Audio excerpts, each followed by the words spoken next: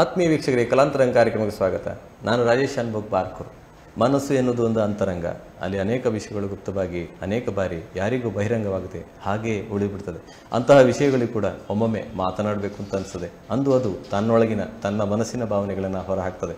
ಅಂತಹ ಮನದ ಮಾತಿನ ಕಾರ್ಯಕ್ರಮವೇ ಈ ಕಲಾಂತರಂಗ ಕಾರ್ಯಕ್ರಮ. ಇಂದು ನಮ್ಮೊಂದಿಗಿದ್ದಾರೆ ನಮ್ಮ ಜಿಲ್ಲೆಯವರು, ಮರವಂತೆಯವರು, ಖ್ಯಾತ ರಂಗೋಲಿ ಕಲಾವಿದರು, ಉಪನ್ಯಾಸಕಿ ಭಾರತಿ ಮರವಂತೆಯವರು. ಅವ್ರನ್ನ ಪ್ರೀತಿಯಿಂದ ಗೌರವದಿಂದ ಕಲಾಂತರಂಗ ಕಾರ್ಯಕ್ರಮಕ್ಕೆ ಬರಮಾಡಿಕೊಳ್ಳೋಣ. ಮೇಡಮ್ ನಮಸ್ತೆ, ನಿಮ್ಮ ಕಲಾಂತರಂಗ ಕಾರ್ಯಕ್ರಮ ಸ್ವಾಗತ ಮೇಡಮ್. ನಮಸ್ತೆ ಮೇಡಮ್. ಮೇಡಮ್, ಈ ರಂಗೋಲಿ ಕಲೆಯ ಬಗ್ಗೆ ಒಂದೆರಡು ಮಾತು ಹೇಳಬೇಕಾದ್ರೆ ಏನು ಹೇಳಲಿಕ್ಕೆ ಇಷ್ಟಪಡ್ತೀರಿ? ರಂಗೋಲಿ ಎನ್ನುವಂತಹದ್ದು ಜನಪದರಲ್ಲಿ, ಹಳ್ಳಿಯಲ್ಲಿ ಒಂದು ಹಳ್ಳಿಯ ಸಂಸ್ಕೃತಿ, ಮನೆಯ ಅಂಗಳದಲ್ಲಿ ಅರಳುವಂತಹ ಒಂದು ಕಲೆ. ಒಂದು ಒಳ್ಳೆಯ ಮೆಸೇಜ್ ಅನ್ನ ನಮಗೆ ಸೊಸೈಟಿಗೆ ಕೊಡುತ್ತೆ. ಚುಕ್ಕೆ ಚುಕ್ಕೆ ಇಟ್ಟು ಗೆರೆಯನ್ನ ಜೋಡಿಸಿದಾಗ ಒಂದು ಒಳ್ಳೆ ಸುಂದರವಾದ ಒಂದು ಚಿತ್ತಾರ ರೆಡಿ ಆಗತ್ತೆ. ಅಂದ್ರೆ ನಮ್ಮ ಈ ಹಳ್ಳಿಯ ಸಂಸ್ಕೃತಿಯಲ್ಲಿ ಈ ರಂಗೋಲಿ ಸಂಸ್ಕೃತಿ ಎನ್ನುವಂತಹದ್ದು ಆರೋಗ್ಯಕರ ಸಮಾಜವನ್ನ ಕಟ್ಟುವ ಒಂದು ಸಂದೇಶವನ್ನ ರಂಗೋಲಿ ಮೂಲಕ ಅವರು ಕೊಟ್ಟಿದ್ದಾರೆ. ಇನ್ನು ಅದರ ಬಗ್ಗೆ ಹೇಳ್ತಾ ಹೋಗ್ಬೇಕಾದ್ರೆ ಒಂದು ದೊಡ್ಡ PhD ವಿಷಯ. ಹೌದೌದು, ಅಲ್ಲ ಮುಂದೆ ತಿಳಿತದೆ. ನನಗೆ ಸಂಕ್ಷಿಪ್ತವಾಗಿ ಸಣ್ಣಕ್ಕೆ ಕೇಳಿದ್ದೆ, ಇನ್ನು ಮುಂದೆ ನೀವು ವಿವರವಾಗಿ ಹೇಳಲಿಕ್ಕಿದ್ರಿ. ಅದೇ ರೀತಿ ಮೇಡಮ್, ತಮ್ಮ ಬಾಲ್ಯ ಜೀವನ, ತಮ್ಮ ತಂದೆ ತಾಯಿಯವರ ಬಗ್ಗೆ, ತಮ್ಮ ಶಾಲಾ ಜೀವನದ ಬಗ್ಗೆ ಒಂದೆರಡು ಮಾತು. ಬಾಲ್ಯ ಜೀವನ ಅಂತಂದ್ರೆ ನಾನು ಬಹಳ ಹಳ್ಳಿಯಲ್ಲಿ ಬೆಳೆದವಳು. ಮರವಂತೆ ನಮ್ಮ ತಂದೆ ತಾಯಿ ಎಲ್ಲ ಇರುವಂತಹ ಮನೆ. ಹಾಗೆ ತಾರಿಕಟ್ಟೆ, ಅದು ಉಡುಪಿ ಜಿಲ್ಲೆಯ, ಅಲ್ಲಿ ಕೂಡ ಉಡುಪಿ ಜಿಲ್ಲೆಯ ತಾರಿಕಟ್ಟೆ ಬೆಳವೆ ಗ್ರಾಮ. ಅದು ಕೂಡ ತೀರಾ ಹಳ್ಳಿ. ನಾನು ಓದಿದ್ದು ಕೂಡ ಮರವಂತೆಯಲ್ಲಿ 1ನೇ ಕ್ಲಾಸ್ ಅಷ್ಟೇ. ಮತ್ತೆ ಎಲ್ಲ ನನ್ನ ಓದು ಪ್ರಾಥಮಿಕ ಶಾಲೆ, ಪ್ರೌಢಶಾಲೆ ಅಲ್ಲಿಯ ತನಕ ನಾನು ಬೆಳವೆ, ಸುರ್ಗೋಳಿ, ಗೋಳಿ ಅಂಗಡಿಯಲ್ಲಿ ಓದಿರುವಂತ. ಆ ಕಡೆ ಓದಿದ್ದು? ಹೌದು. ಅಂದ್ರೆ ಎಲ್ಲಿಯ ತನಕ ಓದಿದ್ರಿ ಮೇಡಮ್? PhD ತನಕ ಇವತ್ತು. ಅಂದ್ರೆ ನೀವು ಹೈಸ್ಕೂಲ್ ಜೀವನ ಎಲ್ಲ ತಾರಿಕಟ್ಟೆಯಲ್ಲಿ ಕಳೆದ್ರಿ? ತಾರಿಕಟ್ಟೆ. ಕಾಲೇಜಲ್ಲಿ ಕಾಲೇಜು ಓದಿರುವಂತಹದ್ದು ಬಸರೂರು ಶಾರದಾ ಕಾಲೇಜು, ಶ್ರೀ ಶಾರದಾ ಕಾಲೇಜು, ಬಸರೂರು, ಕುಂದಾಪುರ ತಾಲೂಕು. ಅಲ್ಲಿ ಅದೇ ರೀತಿ ತಮಗೆ ಸಹೋದರ ಇನ್ನೊಂದು ಶಿಕ್ಷಣದ ಬಗ್ಗೆ ನಾನು ಹೇಳಲೇಬೇಕು. ಉಡುಪಿ ಜಿಲ್ಲೆಯ ಚಿತ್ರಕಲಾ ಮಂದಿರ, ಅಲ್ಲಿ ಡ್ರಾಯಿಂಗ್ ಮಾಸ್ಟರ್ ಕೋರ್ಸ್ ಅನ್ನ ನಾನು ಮಾಡಿರುವಂತದ್ದು. ಅದನ್ನು ಮರೆಯುವ ಹಾಗಿಲ್ಲ. ರಂಗೋಲಿಗೆ ಬೆಂಬಲ ನೀಡಿದೆ ಆ ಕಲೆ. ಹೌದು, ಚಿತ್ರಕಲೆಯ ಇದು ಏನಂತ ಐಡಿಯಾಗಳು ಸಿಗ್ತದೆ, ಮಾಡಬಹುದು, ಈ ತರ ಮಾಡಬಹುದು, ಕಲರ್ ಕಾಂಬಿನೇಷನ್ಗೆ ಎಲ್ಲ ಒಂದು ಸಹಾಯಕ ಆಗ್ತದೆ ಚಿತ್ರಕಲೆ ಕಲಿತು. ಅಂದ್ರೆ ತಮ್ಮ ಸಹೋದರ ಸಹೋದರಿಯರು ಎಷ್ಟು ಜನ? ನಾವು 4 ಮಂದಿ, ತಮ್ಮ, ತಂಗಿ, ಅಕ್ಕ. 4 ಮಂದಿಯ ನಿಮ್ಮ. ಅಂದ್ರೆ ತಮ್ಮ ತಂದೆ ಮನೆ ಮರವಂತೆ, ತಮ್ಮ ತಾಯಿಯ ಮನೆ ತಾರಿಕಟ್ಟೆ, ಅಜ್ಜಿ ಮನೆಯಲ್ಲೇ ತಾವು ಕಲ್ತ್ರಿ ಅಲ್ವಾ? ಅದೇ ಮೇಡಮ್, ತಾವು ಅಂದ್ರೆ ನೀವು PhD ಮಾಡಿದವರು. ಅದೇ ರೀತಿ ತಮಗೆ ಈ ರಂಗೋಲಿ ಹವ್ಯಾಸ ಹೇಗೆ ಬಂತು? ಅಂದ್ರೆ ಅದು ಎಲ್ಲರೂ ರಂಗೋಲಿ ಬಿಡಿಸ್ತಾರೆ, ಇಲ್ಲ ಅಂತಿಲ್ಲ, ನಾನು ಹೇಳೋದಿಲ್ಲ. ಎಲ್ಲ ಮಹಿಳೆಯರು ಬೆಳಿಗ್ಗೆ ಎದ್ದ ಕೂಡಲೇ, ಅಂದ್ರೆ ಈಗಿಂದ ನಾನು ಜನರೇಷನ್ ಹೇಳ್ತಿಲ್ಲ, ಹಿಂದಿನ ಜನರೇಷನ್, ಒಂದು 20 ವರ್ಷ 15 ವರ್ಷ ಹಿಂದಿನವರೆಲ್ಲರೂ ಎದ್ದ ಕೂಡಲೇ ಮನೆ ಮುಂದೆ ಒಂದು ರಂಗೋಲಿ ಬಿಡಿಸಿ, ಅದು ನಮ್ಮ ಈ ಕಡೆ ಸ್ವಲ್ಪ ಕಡಿಮೆ ಆದ್ರೂ ಕೂಡ ಘಟ್ಟದ ಮೇಲೆ ಬಹಳಷ್ಟು ಜಾಸ್ತಿ. ರಸ್ತೆಯಲ್ಲಿ ರಂಗೋಲಿ ಬಿಡಿಸೋದು ನೋಡ್ತೇವೆ ನಾವು. ರಸ್ತೆಯಲ್ಲಿ ಹೇಗೆ ಹೋಗೋದು, ದಾಟ್ಕೊಂಡು ಹೋಗ್ತಿರ್ತಾರೆ, ಅಷ್ಟು ಒಂದು ರಂಗೋಲಿ. ಆದ್ರೆ ಅದನ್ನು ಹವ್ಯಾಸವಾಗಿ ಅದನ್ನೊಂದು ಪ್ರವೃತ್ತಿಯಾಗಿ ತಗೊಂಡವರು ಬಹಳ ಕಡಿಮೆ. ಅದನ್ನ ಬೆಳಿಗ್ಗೆ ಬಿಡಿಸ್ತಾರೆ, ಹಬ್ಬ ಇದ್ದಾಗ ಬಿಡಿಸ್ತಾರೆ, ಇಷ್ಟೇ. ನೀವು ಅದನ್ನ ಹವ್ಯಾಸ ನಿಮ್ಗೆ ಹೇಗೆ ಬಂತು ಮೇಡಮ್? ಅದು ಅಂದ್ರೆ ಅದನ್ನೇ ಸ್ವೀಕರಿಸೋಣ, ಅದರಿಂದ ಸ್ವಲ್ಪ ಏನಾದ್ರು ಸಾಧಿಸೋಣ ಎನ್ನುವಂತ ಒಂದು ಮನೋಭಾವ ನಿಮ್ಮಲ್ಲಿ ಬರ್ಲಿಕ್ಕೆ ಕಾರಣ ಏನು? ಪ್ರಮುಖವಾಗಿ ಬಾಲ್ಯದಲ್ಲಿ ಈ ಓದ್ಲಿಕ್ಕೆ ಹೇಳ್ತಿದ್ರಲ್ಲ ಮನೆಯಲ್ಲಿ, ಓದು ಅಂತ ಹೇಳೋದು.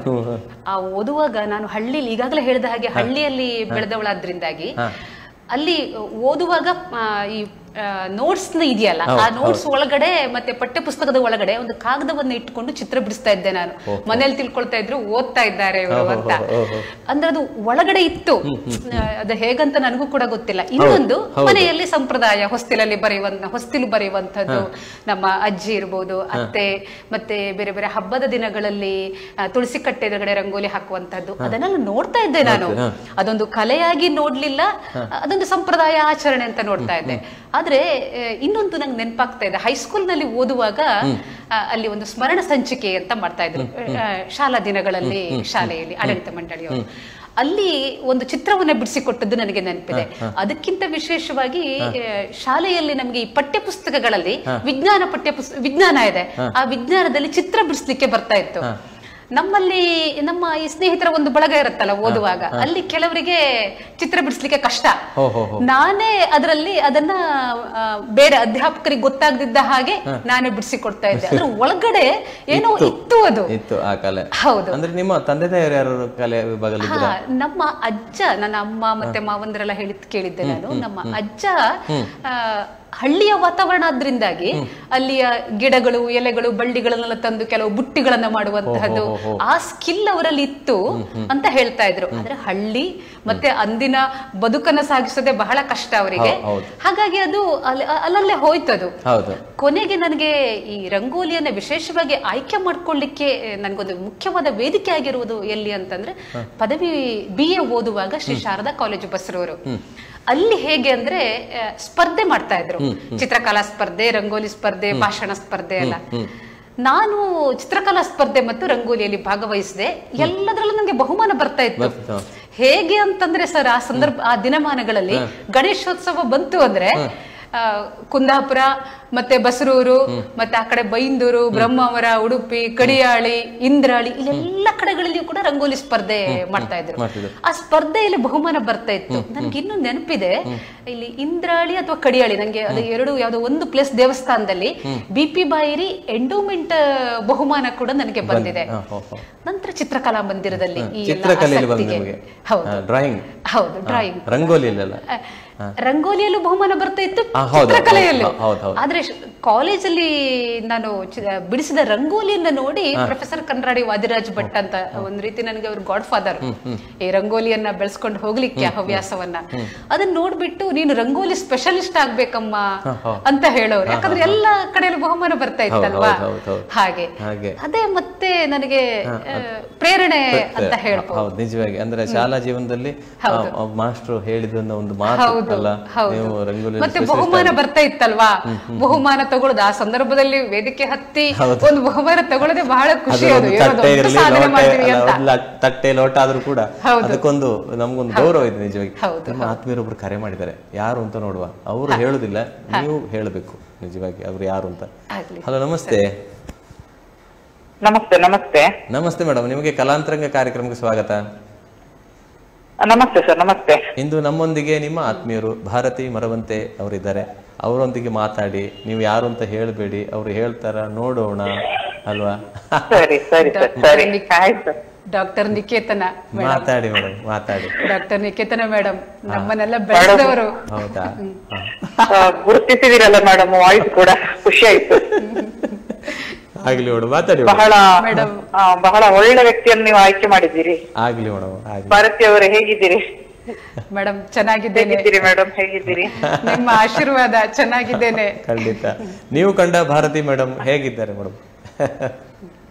ಭಾರತಿ ಮೇಡಮ್ ನನ್ನ ಸಹೋದ್ಯೋಗಿಯಾಗಿದ್ದಂತವರು, ಮತ್ತು ನೀವು ಬಹಳ ಒಬ್ಬ ಯೋಗ್ಯ ವ್ಯಕ್ತಿಯನ್ನು ಇವತ್ತು ನೀವು ನಿಮ್ಮ ಇದಕ್ಕೆ ಕರೆದಿದ್ದೀರಿ. ನೀವು ತುಂಬಾ ಒಳ್ಳೆಯ ವ್ಯಕ್ತಿತ್ವ ಅವರದ್ದು. ಅವರ ಮನಸ್ಸು ಕೂಡ ಹಾಗೆ ಸ್ನೇಹಪರತೆ, ಸಹೋದ್ಯೋಗಿ ಆಗಿದ್ದಂತ ಸಂದರ್ಭದಲ್ಲಿ ವಿದ್ಯಾರ್ಥಿಗಳ ಬಗೆಗಿನ ಕಾಳಜಿ ಮತ್ತು ರಂಗೋಲಿ ಬಗೆಗಿನ ಅವರ ಒಂದು ಆಳವಾದ ಒಂದು ಅಧ್ಯಯನ ನಂಗೆ ಇವತ್ತು ಕಣ್ಣಿಗೆ ಕಟ್ಟಿದ ಹಾಗೆ ಇದೆ. ನಾವೊಂದು ಸೆಮಿನಾರ್ ಮಾಡಿದ್ದೆವು. ಆ ಸೆಮಿನಾರ್ ನ ಸಂದರ್ಭದಲ್ಲಿ ಎಲ್ಲ ವಿದ್ಯಾರ್ಥಿಗಳೊಂದಿಗೆ ಅವರೊಂದು ಆ ರಂಗೋಲಿ ಹಾಕಿ ಆ ಕಾರ್ಯಕ್ರಮಕ್ಕೆ ನಮಗೆ ಮೆರುಗು ತಂದು ಕೊಟ್ಟಿದ್ರು. ಮತ್ತು ಬಹಳ ನನ್ಗೆ ಇವತ್ತಿಗೂ ಕೂಡ ಅವರ ಸ್ನೇಹಪರತೆಯ ಒಂದು ವ್ಯಕ್ತಿತ್ವ ಇದೆ ಅಲ್ವಾ. ನಾವೊಂದು ಜಲ ಜಾನಪದ ಅಂತ ಹೇಳುವಂತ ಒಂದು ಬಹಳ ಒಂದು ವಿಶಿಷ್ಟ ಕಾರ್ಯಕ್ರಮವನ್ನು ನಾವು ಹಮ್ಮಿಕೊಂಡಿದ್ದಾಗ ಆ ಭಾರತೀಯರು ಅದರದ್ದು ಪೂರ್ತಿ ಜವಾಬ್ದಾರಿಯನ್ನು ತೆಗೆದುಕೊಂಡವರು. ಬಹಳ ತುಂಬಾ ಸುಂದರವಾಗಿ ಅಚ್ಚುಕಟ್ಟಾಗಿ ಮತ್ತು ಅರ್ಥಪೂರ್ಣವಾಗಿ ಆಯೋಜನೆ ಮಾಡಿದ್ದಾರೆ. ಒಳ್ಳೆಯ ಒಬ್ಬ ಸಂಘಟಕಿಯವರು, ಒಳ್ಳೆಯ ಸಂಶೋಧಕಿ, ಕಲೆಯ ಬಗ್ಗೆ ಬಹಳ ಅವರಲ್ಲಿರುವಂತಹ ಒಂದು ಪ್ರತಿಭೆ ಮತ್ತು ಸದಾ ಒಂದು ಸಂಶೋಧನಾ ಮತ್ತು ಕಲೆಯ ಬಗೆಗಿನ ಒಂದು ಉಸಿರಾಗಿಸಿಕೊಂಡು ಬರುತ್ತಾ ಇರುವಂತ ಒಂದು ವ್ಯಕ್ತಿತ್ವ. ಮತ್ತು ಬಹಳಷ್ಟು ಸಂದರ್ಭಗಳಲ್ಲಿ ಕೆಲವು ವ್ಯಕ್ತಿಗಳ ಜೊತೆಗೆ ನಾವು ಅತ್ಯಂತ ಒಂದು ಒಡನಾಟ, ನಮ್ಮ ಒಳಗಿನ ವಿಚಾರಗಳನ್ನು ಹಂಚಿಕೊಳ್ಳುವಂಥದ್ದು. ಆ ನೆಲೆಯಲ್ಲಿ ಭಾರತಿ ಮರವಂತೆ ಅವರು ಇವತ್ತು ಅವರು ಜಾನಪದ ವಿಶ್ವವಿದ್ಯಾಲಯದಲ್ಲಿ ಇದ್ದಿರಬಹುದು, ಆದ್ರೆ ಬಹುತೇಕ ಅವರ ಮನಸ್ಸಿನ ಭಾವನೆಗಳನ್ನು, ಬೇಗುದಿಗಳನ್ನು, ವಿಚಾರಗಳನ್ನು ಹಂಚಿಕೊಳ್ಳುವಂತ ಒಂದು ವ್ಯಕ್ತಿತ್ವ. ನಂಗೆ ಬಹಳ ಬಹಳ ಬಹಳ ಅವರ ಬಗ್ಗೆ ಒಂದು ಅಭಿಮಾನ ಮತ್ತು ಪ್ರೀತಿ. ಅವರು ಎಲ್ಲಿದ್ರು ಕೂಡ ಚೆನ್ನಾಗಿರ್ಬೇಕು, ಇನ್ನಷ್ಟು ಅವರಿಂದ ಕಲೆಯ ಬಗೆಗಿನ, ಸಾಹಿತ್ಯದ ಬಗೆಗಿನ, ಜಾನಪದದ ಬಗ್ಗೆನ ಸಂಶೋಧನೆಗಳು ಕೆಲಸಗಳು ಇನ್ನಷ್ಟು ನಡೀಬೇಕು ಮತ್ತು ನಮ್ಮ ವಿದ್ಯಾರ್ಥಿಗಳನ್ನು ರೂಪಿಸುವಂತಹ ಒಂದು ಕಾಯಕ ಅದು ಇನ್ನಷ್ಟು ಅರ್ಥಪೂರ್ಣವಾಗಿ ನಡಿಬೇಕು, ಅವರ ಬದುಕು ಬಂಗಾರ ಆಗ್ಬೇಕು ಅನ್ನುವಂತ ಆಶಯ ನನ್ನದು. ನನ್ನ ಗೆಳತಿ ಭಾರತಿ ಯಾವತ್ತೂ ಕೂಡ ಚೆನ್ನಾಗಿರ್ಲಿ. ಖುಷಿ ಆಯ್ತು ತುಂಬಾ ಖುಷಿ ಆಯ್ತು, ಬಹಳ ಖುಷಿ ಆಯ್ತು ಮೇಡಮ್. ಏನಾರು ಹೇಳ್ತೀರಾ ಮೇಡಮ್ ಒಂದೆರಡು ಮಾತು ಅವರಿಗೆ? ಮೇಡಮ್ ಅವರ ಮಾತುಗಳು ದೊಡ್ಡವರ ದೊಡ್ಡ ಗುಣ. ಅವರ ಮಾತುಗಳು ನಾವೆಲ್ಲ ಅವ್ರ ಜೊತೆಯಲ್ಲಿ ಅವರ ಕಾಲೇಜಿನಲ್ಲಿ ಕೆಲಸ ಮಾಡುವಾಗ ನನಗಿನ್ನೂ ನೆನಪಿದೆ. ಯಾವುದೇ ಒಂದು ಕಾರ್ಯಕ್ರಮ ಇದ್ರೂ ಕೂಡ ಅವರಿಗೆ ಈ ನಮ್ಮ ಸಂಸ್ಕೃತಿಯ ಬಗ್ಗೆ ಇರುವಂತಹ ಅಭಿಮಾನ ಇರ್ಬೋದು, ರಂಗೋಲಿ ಹಾಕ್ಲಿಕ್ಕೆ ಹೇಳ್ತಾ ಇದ್ರು. ಅವರಿಗೆ ನೆನಪಿಸಿಕೊಂಡ್ರು, ನನಗೆ ನೆನಪಿಲ್ಲ ಅದು. ಒಂದು ಸೆಮಿನಾರ್ ನಲ್ಲಿ ವಿಚಾರ ಸಂಕಿರಣದಲ್ಲಿ ದೊಡ್ಡ ರಂಗೋಲಿ. ಹೌದು, ಬಹಳ ಖುಷಿ ಆಯ್ತು. ವಿದ್ವಾಂಸರು ಅದೇ ಆಗ್ಲಿ ಮೇಡಮ್, ಬಹಳ ಖುಷಿ ಆಯ್ತು ಮೇಡಮ್ ತಮ್ಮೊಂದಿಗೆ. ಈ ಕಾರ್ಯಕ್ರಮದ ಬಗ್ಗೆ ಕೂಡ ಮಾತನಾಡಲಿಕ್ಕೆ ನಂಗೆ ಬಹಳ ಅಭಿಮಾನ ಆಗಿದೆ. ನನ್ನ ಗೆಳತಿ ಮತ್ತು ನಿಮ್ಮ ಚಾನೆಲ್ ಕೂಡ ಇಂಥ ಅರ್ಥಪೂರ್ಣ ಕಾರ್ಯಕ್ರಮಗಳನ್ನು, ಒಳ್ಳೆಯ ವ್ಯಕ್ತಿಗಳನ್ನು ಸಮಾಜಕ್ಕೆ ಪರಿಚಯ ಮಾಡುವಂತ ಮಾಡ್ತಾ ಇರಿ. ಒಳ್ಳೆಯದಾಗ್ಲಿ. ಬಿಡುವು ಮಾಡಿ ಮಾತಾಡೋದಕ್ಕೆ ಧನ್ಯವಾದಗಳು. Channel thank you very much.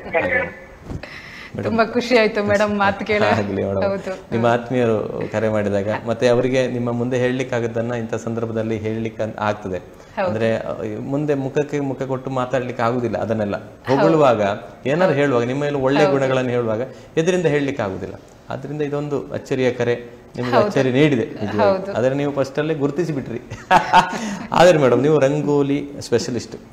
ಈ ರಂಗೋಲಿಯಲ್ಲಿ ಏನಿದೆ ಅಂದ್ರೆ ಹೇಳುದಿನ ಅಂದ್ರೆ ಒಂದು ಪ್ರಶ್ನೆ, ಅದು ರಂಗೋಲಿಯಲ್ಲಿ ಏನಿದೆ ಅದನ್ನೊಂದೆರಡು ಸ್ವಲ್ಪ ತಿಳಿಸಿ. ರಂಗೋಲಿ ಅಲ್ಲಿ ಎಲ್ಲವೂ ಇದೆ ಸರ್, ಎಲ್ಲವೂ ಇದೆ. ಅಂದ್ರೆ ನಾನು ವಿಶೇಷವಾಗಿ ಸಂಶೋಧನೆಯಲ್ಲಿ ಕಂಡುಕೊಂಡಿರುವಂತದ್ದು, ಜನಸಾಮಾನ್ಯರ ನಮ್ಮ ಬದುಕು ಅದರಲ್ಲಿದೆ. ನಾವು ಹೇಗೆ ಬದುಕಬೇಕು ಅನ್ನುವಂಥದ್ದನ್ನ ಆ ರಂಗೋಲಿಯಲ್ಲಿ ಹಳ್ಳಿಯ ಕಲಾವಿದರು ಅದರಲ್ಲಿ ತೋರಿಸ್ಕೊಟ್ಟಿದ್ದಾರೆ ಸರ್. ಒಂದು ಪ್ರಮುಖವಾಗಿ ಫಸ್ಟ್ ನಾವು ರಂಗೋಲಿ ಹಾಕುವಾಗ ಬೆಳಿಗ್ಗೆ ಒಂದು ದಿನಚರಿ ಅದು. ಇನ್ನೊಂದು ಎಲ್ಲ ನೆಲ ಎಲ್ಲ ಎದುರುಗಡೆ ಅಂಗಳ ಎಲ್ಲ ಕಸಗುಡಿಸಿ ಕ್ಲೀನ್ ಮಾಡಿ, ಸಗಣಿಯನ್ನೆಲ್ಲ ಸಾರಿಸಿ, ಹಿಂದೆ ಇತ್ತು ಆ ಪದ್ಧತಿ, ಸಗಣಿಯನ್ನೆಲ್ಲ ಸಾರಿಸಿ ರಂಗೋಲಿಯನ್ನ ಇಡುವಂತಹದ್ದು. ಸ್ವಚ್ಛವಾಗಿ ಮನೆ ಎದುರುಗಡೆಲ್ಲ ಸ್ವಚ್ಛ ಮಾಡಬೇಕು ಎನ್ನುವಂತಹ ಒಂದು ಸಂದೇಶ. ಇನ್ನು ಸರ್, ಆ ರಂಗೋಲಿಯ ಚಿತ್ರಗಳನ್ನ ನೀವು ಒಮ್ಮೆ ಗಮನಿಸಿ, ಹೂಗಳು, ಎಲೆಗಳು, ಬಳ್ಳಿಗಳು, ಜೊತೆಗೆ ಕೊಳದ ಚಿತ್ರ, ಜೊತೆಗೆ ಕೃಷಿ ಸಂಸ್ಕೃತಿಯ ಸಂಕೇತವಾಗಿ ಅಕ್ಕಿ ಮುಡಿ, ಕದಿರಿನ ತೆನೆ, ಅಂದ್ರೆ ಇಡೀ ಪ್ರಕೃತಿಯಲ್ಲಿರುವಂತಹ ಸಕಲ ಜೀವ ಸಂಕುಲಗಳು ಕೂಡ ಬದುಕಬೇಕು, ಅವುಗಳನ್ನು ಬದುಕಲಿಕ್ಕೆ ಬಿಡಬೇಕು ಎನ್ನುವ ಸಂಕೇತವಾಗಿ ಬಾತುಕೋಳಿ, ಆನೆ, ಹಾಗೆ ನಾಗನ ಚಿತ್ರ ಇರಬಹುದು, ಎಲ್ಲ ಪ್ರಾಣಿಗಳು, ಪಕ್ಷಿಗಳು, ಹೂಗಳು, ಬಳ್ಳಿಗಳು, ಪ್ರಕೃತಿಯಲ್ಲಿ ಇರುವಂತಹ ಪ್ರಕೃತಿಯ ಸಂರಕ್ಷಣೆ ನಮ್ಮ ಜವಾಬ್ದಾರಿ ಎನ್ನುವಂತಹ ಒಂದು ಸಂದೇಶವನ್ನ ರಂಗೋಲಿ ಮೂಲಕ. ಹೌದು ಸರ್, ಹೌದು. ಇದೊಂದು ಸಂಕ್ಷಿಪ್ತವಾಗಿ ನಾನು ನಿಮ್ಗೆ ಹೇಳಿರುವಂತದ್ದು. ಖಂಡಿತ ಅಂದ್ರೆ ಬಹಳಷ್ಟಿದೆ, ನೀವು ಎಲ್ಲವೂ ಇದೆ ಅದರಲ್ಲಿ, ಇಲ್ಲ ಅಂತಿಲ್ಲ. ಹೇಗೆ ಬದುಕಬೇಕು ಅಂತ ಜನಪದರು ರಂಗೋಲಿ ಮೂಲಕ ನಮ್ಗೊಂದು ಸಂದೇಶವನ್ನ ಕೊಟ್ಟಿದ್ದಾರೆ ಸರ್. ಖಂಡಿತ. ಅದೇ ರೀತಿ ಮೇಡಮ್, ತಮ್ಮ ರಂಗೋಲಿ ಪ್ರದರ್ಶನ, ಕಲಾ ಪ್ರದರ್ಶನ ಮೊದಲು ಜರುಗಿದೆಯಲ್ಲಿ, ಅದರ ಅನುಭವ ತಿಳಿಸಿ. ರಂಗೋಲಿ ಕಲಾ ಪ್ರದರ್ಶನ ಫಸ್ಟ್ ಆಗಿರುವಂತದ್ದು ಉಡುಪಿಯ ಚಿತ್ರಕಲಾ ಮಂದಿರದಲ್ಲಿ. ಅಲ್ಲಿ ನಮ್ಮ ಜಿಲ್ಲೆಯಲ್ಲಿ ಇಲ್ಲೇ ಪಕ್ಕದಲ್ಲಿ ಸರ್, ಉಡುಪಿಯ ಸಿಟಿಯಲ್ಲಿದೆ ಚಿತ್ರಕಲಾ ಮಂದಿರ. ನಿರಂಜನ ಸರ್ ಅಂತ, ಪ್ರಮೀಳಾ ಚೋಳಯ್ಯ ಅಂತ ನಿರ್ದೇಶಕರಾಗಿದ್ರು, ಆ ಸಂಸ್ಥೆಯ ಸ್ಥಾಪಕರವರು. ಅವರ ಕಾನ್ಸೆಪ್ಟ್ ಎಷ್ಟು ಚೆನ್ನಾಗಿದೆ ಅಂದ್ರೆ, ಚಿತ್ರಕಲಾ ಅಭ್ಯಾಸ ಹೌದು, ಜೊತೆಗೆ ನಮ್ಮಲ್ಲಿ ಏನ್ ಆಸಕ್ತಿ ಇದೆ ಸರ್ ಕಲೆಯಲ್ಲಿ, ಯಾವುದ್ರಲ್ಲಿ, ಈಗ ಉದಾಹರಣೆ ನಾನು ರಂಗೋಲಿಯಲ್ಲಿ, ನಮಗೆ ಸಂಬಂಧಪಟ್ಟ ಹಾಗೆ ಕಲಾ ಪ್ರದರ್ಶನವನ್ನ ಮಾಡುವಂತಹದ್ದು, ಜೊತೆಗೆ ಬೇರೆ ಬೇರೆ ಕಡೆಗಳಲ್ಲಿ ಸ್ಪರ್ಧೆ ನಡೆಯುವಾಗ ಆ ಸ್ಪರ್ಧೆಗೆ ನಮ್ಮನ್ನ ಕರ್ಕೊಂಡು ಹೋಗುವಂತಹದ್ದು, ಜೊತೆಗೆ ನಮ್ಮನ್ನ ಎಪ್ರಿಶಿಯೇಟ್ ಮಾಡುವಂತಹದ್ದು. ಹಾಗೆ ಅವರದೊಂದು ಶಿಕ್ಷಣ ಸಂಸ್ಥೆಯ ಪದ್ಧತಿ ಅದು. ಹಾಗೆ ಫಸ್ಟಿಗೆ ಅಲ್ಲಿ ಚಿತ್ರಕಲಾ ಮಂದಿರದಲ್ಲಿ ನನಗಿನ್ನೂ ನೆನಪಿದೆ, ಅಲ್ಲಿ ಎದುರುಗಡೆ ಅಂಗಳದಲ್ಲಿ ಒಂದು ಚಪ್ಪರವನ್ನೆಲ್ಲ ಹಾಕಿ ಬಹಳ ಚೆನ್ನಾಗಿ ಅವರವರ ವಿದ್ಯಾರ್ಥಿಗಳು ಅವರವರ ಕಲೆಯನ್ನ ಪ್ರದರ್ಶನ ಮಾಡಿದ್ರೆ, ನಾನು ದೊಡ್ಡದಾದ ರಂಗೋಲಿಯನ್ನ ಪ್ರದರ್ಶನ ಮಾಡಿದ್ದೆ. ನನಗೆ ಇನ್ನೂ ನೆನಪಿದೆ. ಹೇಗೆ ಅಂದ್ರೆ, ಒಮ್ಮೆ ನಾಳೆ ಕಾರ್ಯಕ್ರಮ ಇದೆ ಸರ್, ಸಾಯಂಕಾಲ ರಂಗೋಲಿಯನ್ನ ಹಾಕಿ ಹೋಗಿದ್ದೆ. ಅಧ್ಯಾಪಕರಿದ್ರು ಮತ್ತೆ ಬೇರೆ ವಿದ್ಯಾರ್ಥಿಗಳಿದ್ರು. ಮಾರನೇ ದಿವಸ ಬೆಳಿಗ್ಗೆ ಬಂದು ನೋಡಿದಾಗ ಒಂದು ರಂಗೋಲಿಯ ಮೇಲೆ ಹಾವು ಮತ್ತೆ ಇಲಿ ಎಲ್ಲ ಬಂದು ಎಲ್ಲ ಹಾಳು ಮಾಡಿ ಹೋಗಿತ್ತು. ಮತ್ತೆ ಹೊತ್ತು ಮತ್ತೆ ಅಧ್ಯಾಪಕರೆಲ್ಲ ಸಮಾಧಾನ ಮಾಡಿ ಮತ್ತೆ ಪುನಃ ರಂಗೋಲಿ ಹಾಕಿ. ಅದೇ ಅಂದ್ರೆ ಅದು ರಾತ್ರಿ ಮಾಡಿಟ್ಟಿರ್ತೀರಿ, ಅಲ್ಲಿ ರಕ್ಷಣೆ ಇಲ್ಲ. ರಕ್ಷಣೆ ಇಲ್ಲ ಅವುಗಳಿಗೆ ಏನ್ ಗೊತ್ತಿದೆ, ಮೂಕ ಪ್ರಾಣಿಗಳು. ಹೌದು. ಇನ್ನೊಂದು MGM ಕಾಲೇಜಲ್ಲಿ ದೊಡ್ಡ ಸಾಹಿತ್ಯ ಸಮ್ಮೇಳನ ಆಗಿತ್ತು. ದೊಡ್ಡ ಹಾಲ್ ನಲ್ಲಿ ರಂಗೋಲಿಯ ಎಲ್ಲ ಪ್ರಕಾರಗಳನ್ನ, ಬಣ್ಣದ ರಂಗೋಲಿ, ಧಾನ್ಯದ ರಂಗೋಲಿ, ಹೂವಿನ ರಂಗೋಲಿ, ಅದನ್ನೆಲ್ಲ ಪ್ರದರ್ಶನ ಮಾಡಿರುವಂತದ್ದು ಫಸ್ಟ್ ಅದು ನನ್ನದು. ಹೌದು. ಅದೇ ರೀತಿ ಬೃಹತ್ ಆಗಿ ಒಂದು ಬೃಹತ್ ಕಲಾ ಪ್ರದರ್ಶನ ನಡೆದಿದೆ ಮೇಡಮ್, ಮೊದಲ ಬಾರಿಗೆ ಬೃಹತ್ ಕಲಾ ಪ್ರದರ್ಶನ ಎಲ್ಲಿ ನಡೆಸಿದಿರಿ? ಉಡುಪಿಯಿಂದ ಆರಂಭ ಆಗಿರುವಂತಹ ಈ ಒಂದು ಪಯಣ ಇದೆಯಲ್ಲ ಸರ್, ಬಾಂಬೆಯಲ್ಲಿ ಕನ್ನಡ ಮಾತುಂಗ ಇದು ಕನ್ನಡ ಸಂಘದಲ್ಲಿ ಒಂದು ದೊಡ್ಡದಾದ ಒಂದು ರಂಗೋಲಿಯನ್ನ ಹಾಕಿರುವಂತಹದ್ದು. ಅದು ವೀಕ್ಷಕರ ಮೆಚ್ಚುಗೆಗೆ ಪಾತ್ರ ಆಯ್ತು. ನನ್ಗೀಗ ನೆನಪಾಗುವಂತದ್ದು ದೊಡ್ಡ ರಂಗೋಲಿ ಅಂತಂದ್ರೆ ಸಾಧಾರಣವಾಗಿ 600-700 ಅಡಿ ಸರ್. ಬೆಂಗಳೂರಿನಲ್ಲಿ, ಹೌದು ಅಷ್ಟು ದೊಡ್ಡದು. ಬೆಂಗಳೂರಿನಲ್ಲಿ ಡಾಕ್ಟರ್ ಗೀತಾ ಬಡಿಕಿಲ್ಲಾಯ ಅಂತ ಡೆಸ್ಟಿನೇಷನ್ ಹೆರಿಟೇಜ್ ಆ ಸಂಸ್ಥೆಯವರು ಆರ್ಗನೈಸ್ ಮಾಡಿದ್ರು. ಅವ್ರು ಕೊಟ್ಟಂತಹ ಒಂದು ಪರಿಕಲ್ಪನೆ ಹೇಗೆ ಅಂದ್ರೆ, ಬೆಂಗಳೂರು ನಗರ ಸ್ಥಾಪನೆ ಮಾಡಿದಂತಹ ಕೆಂಪೇಗೌಡ ಹೇಗೆ ಬೆಂಗಳೂರನ್ನ ಕಟ್ಟಿದ್ರು, ಇವತ್ತು ಸಿಲಿಕಾನ್ ಸಿಟಿಯಾಗಿ ಹೇಗೆ ಬೆಳೆದಿದೆ, ಆ ಎಲ್ಲ ಐತಿಹಾಸಿಕ ಘಟನೆಗಳನ್ನು ಕೂಡ ರಂಗೋಲಿಯಲ್ಲಿ ತಂದಿರುವಂತಹದ್ದು.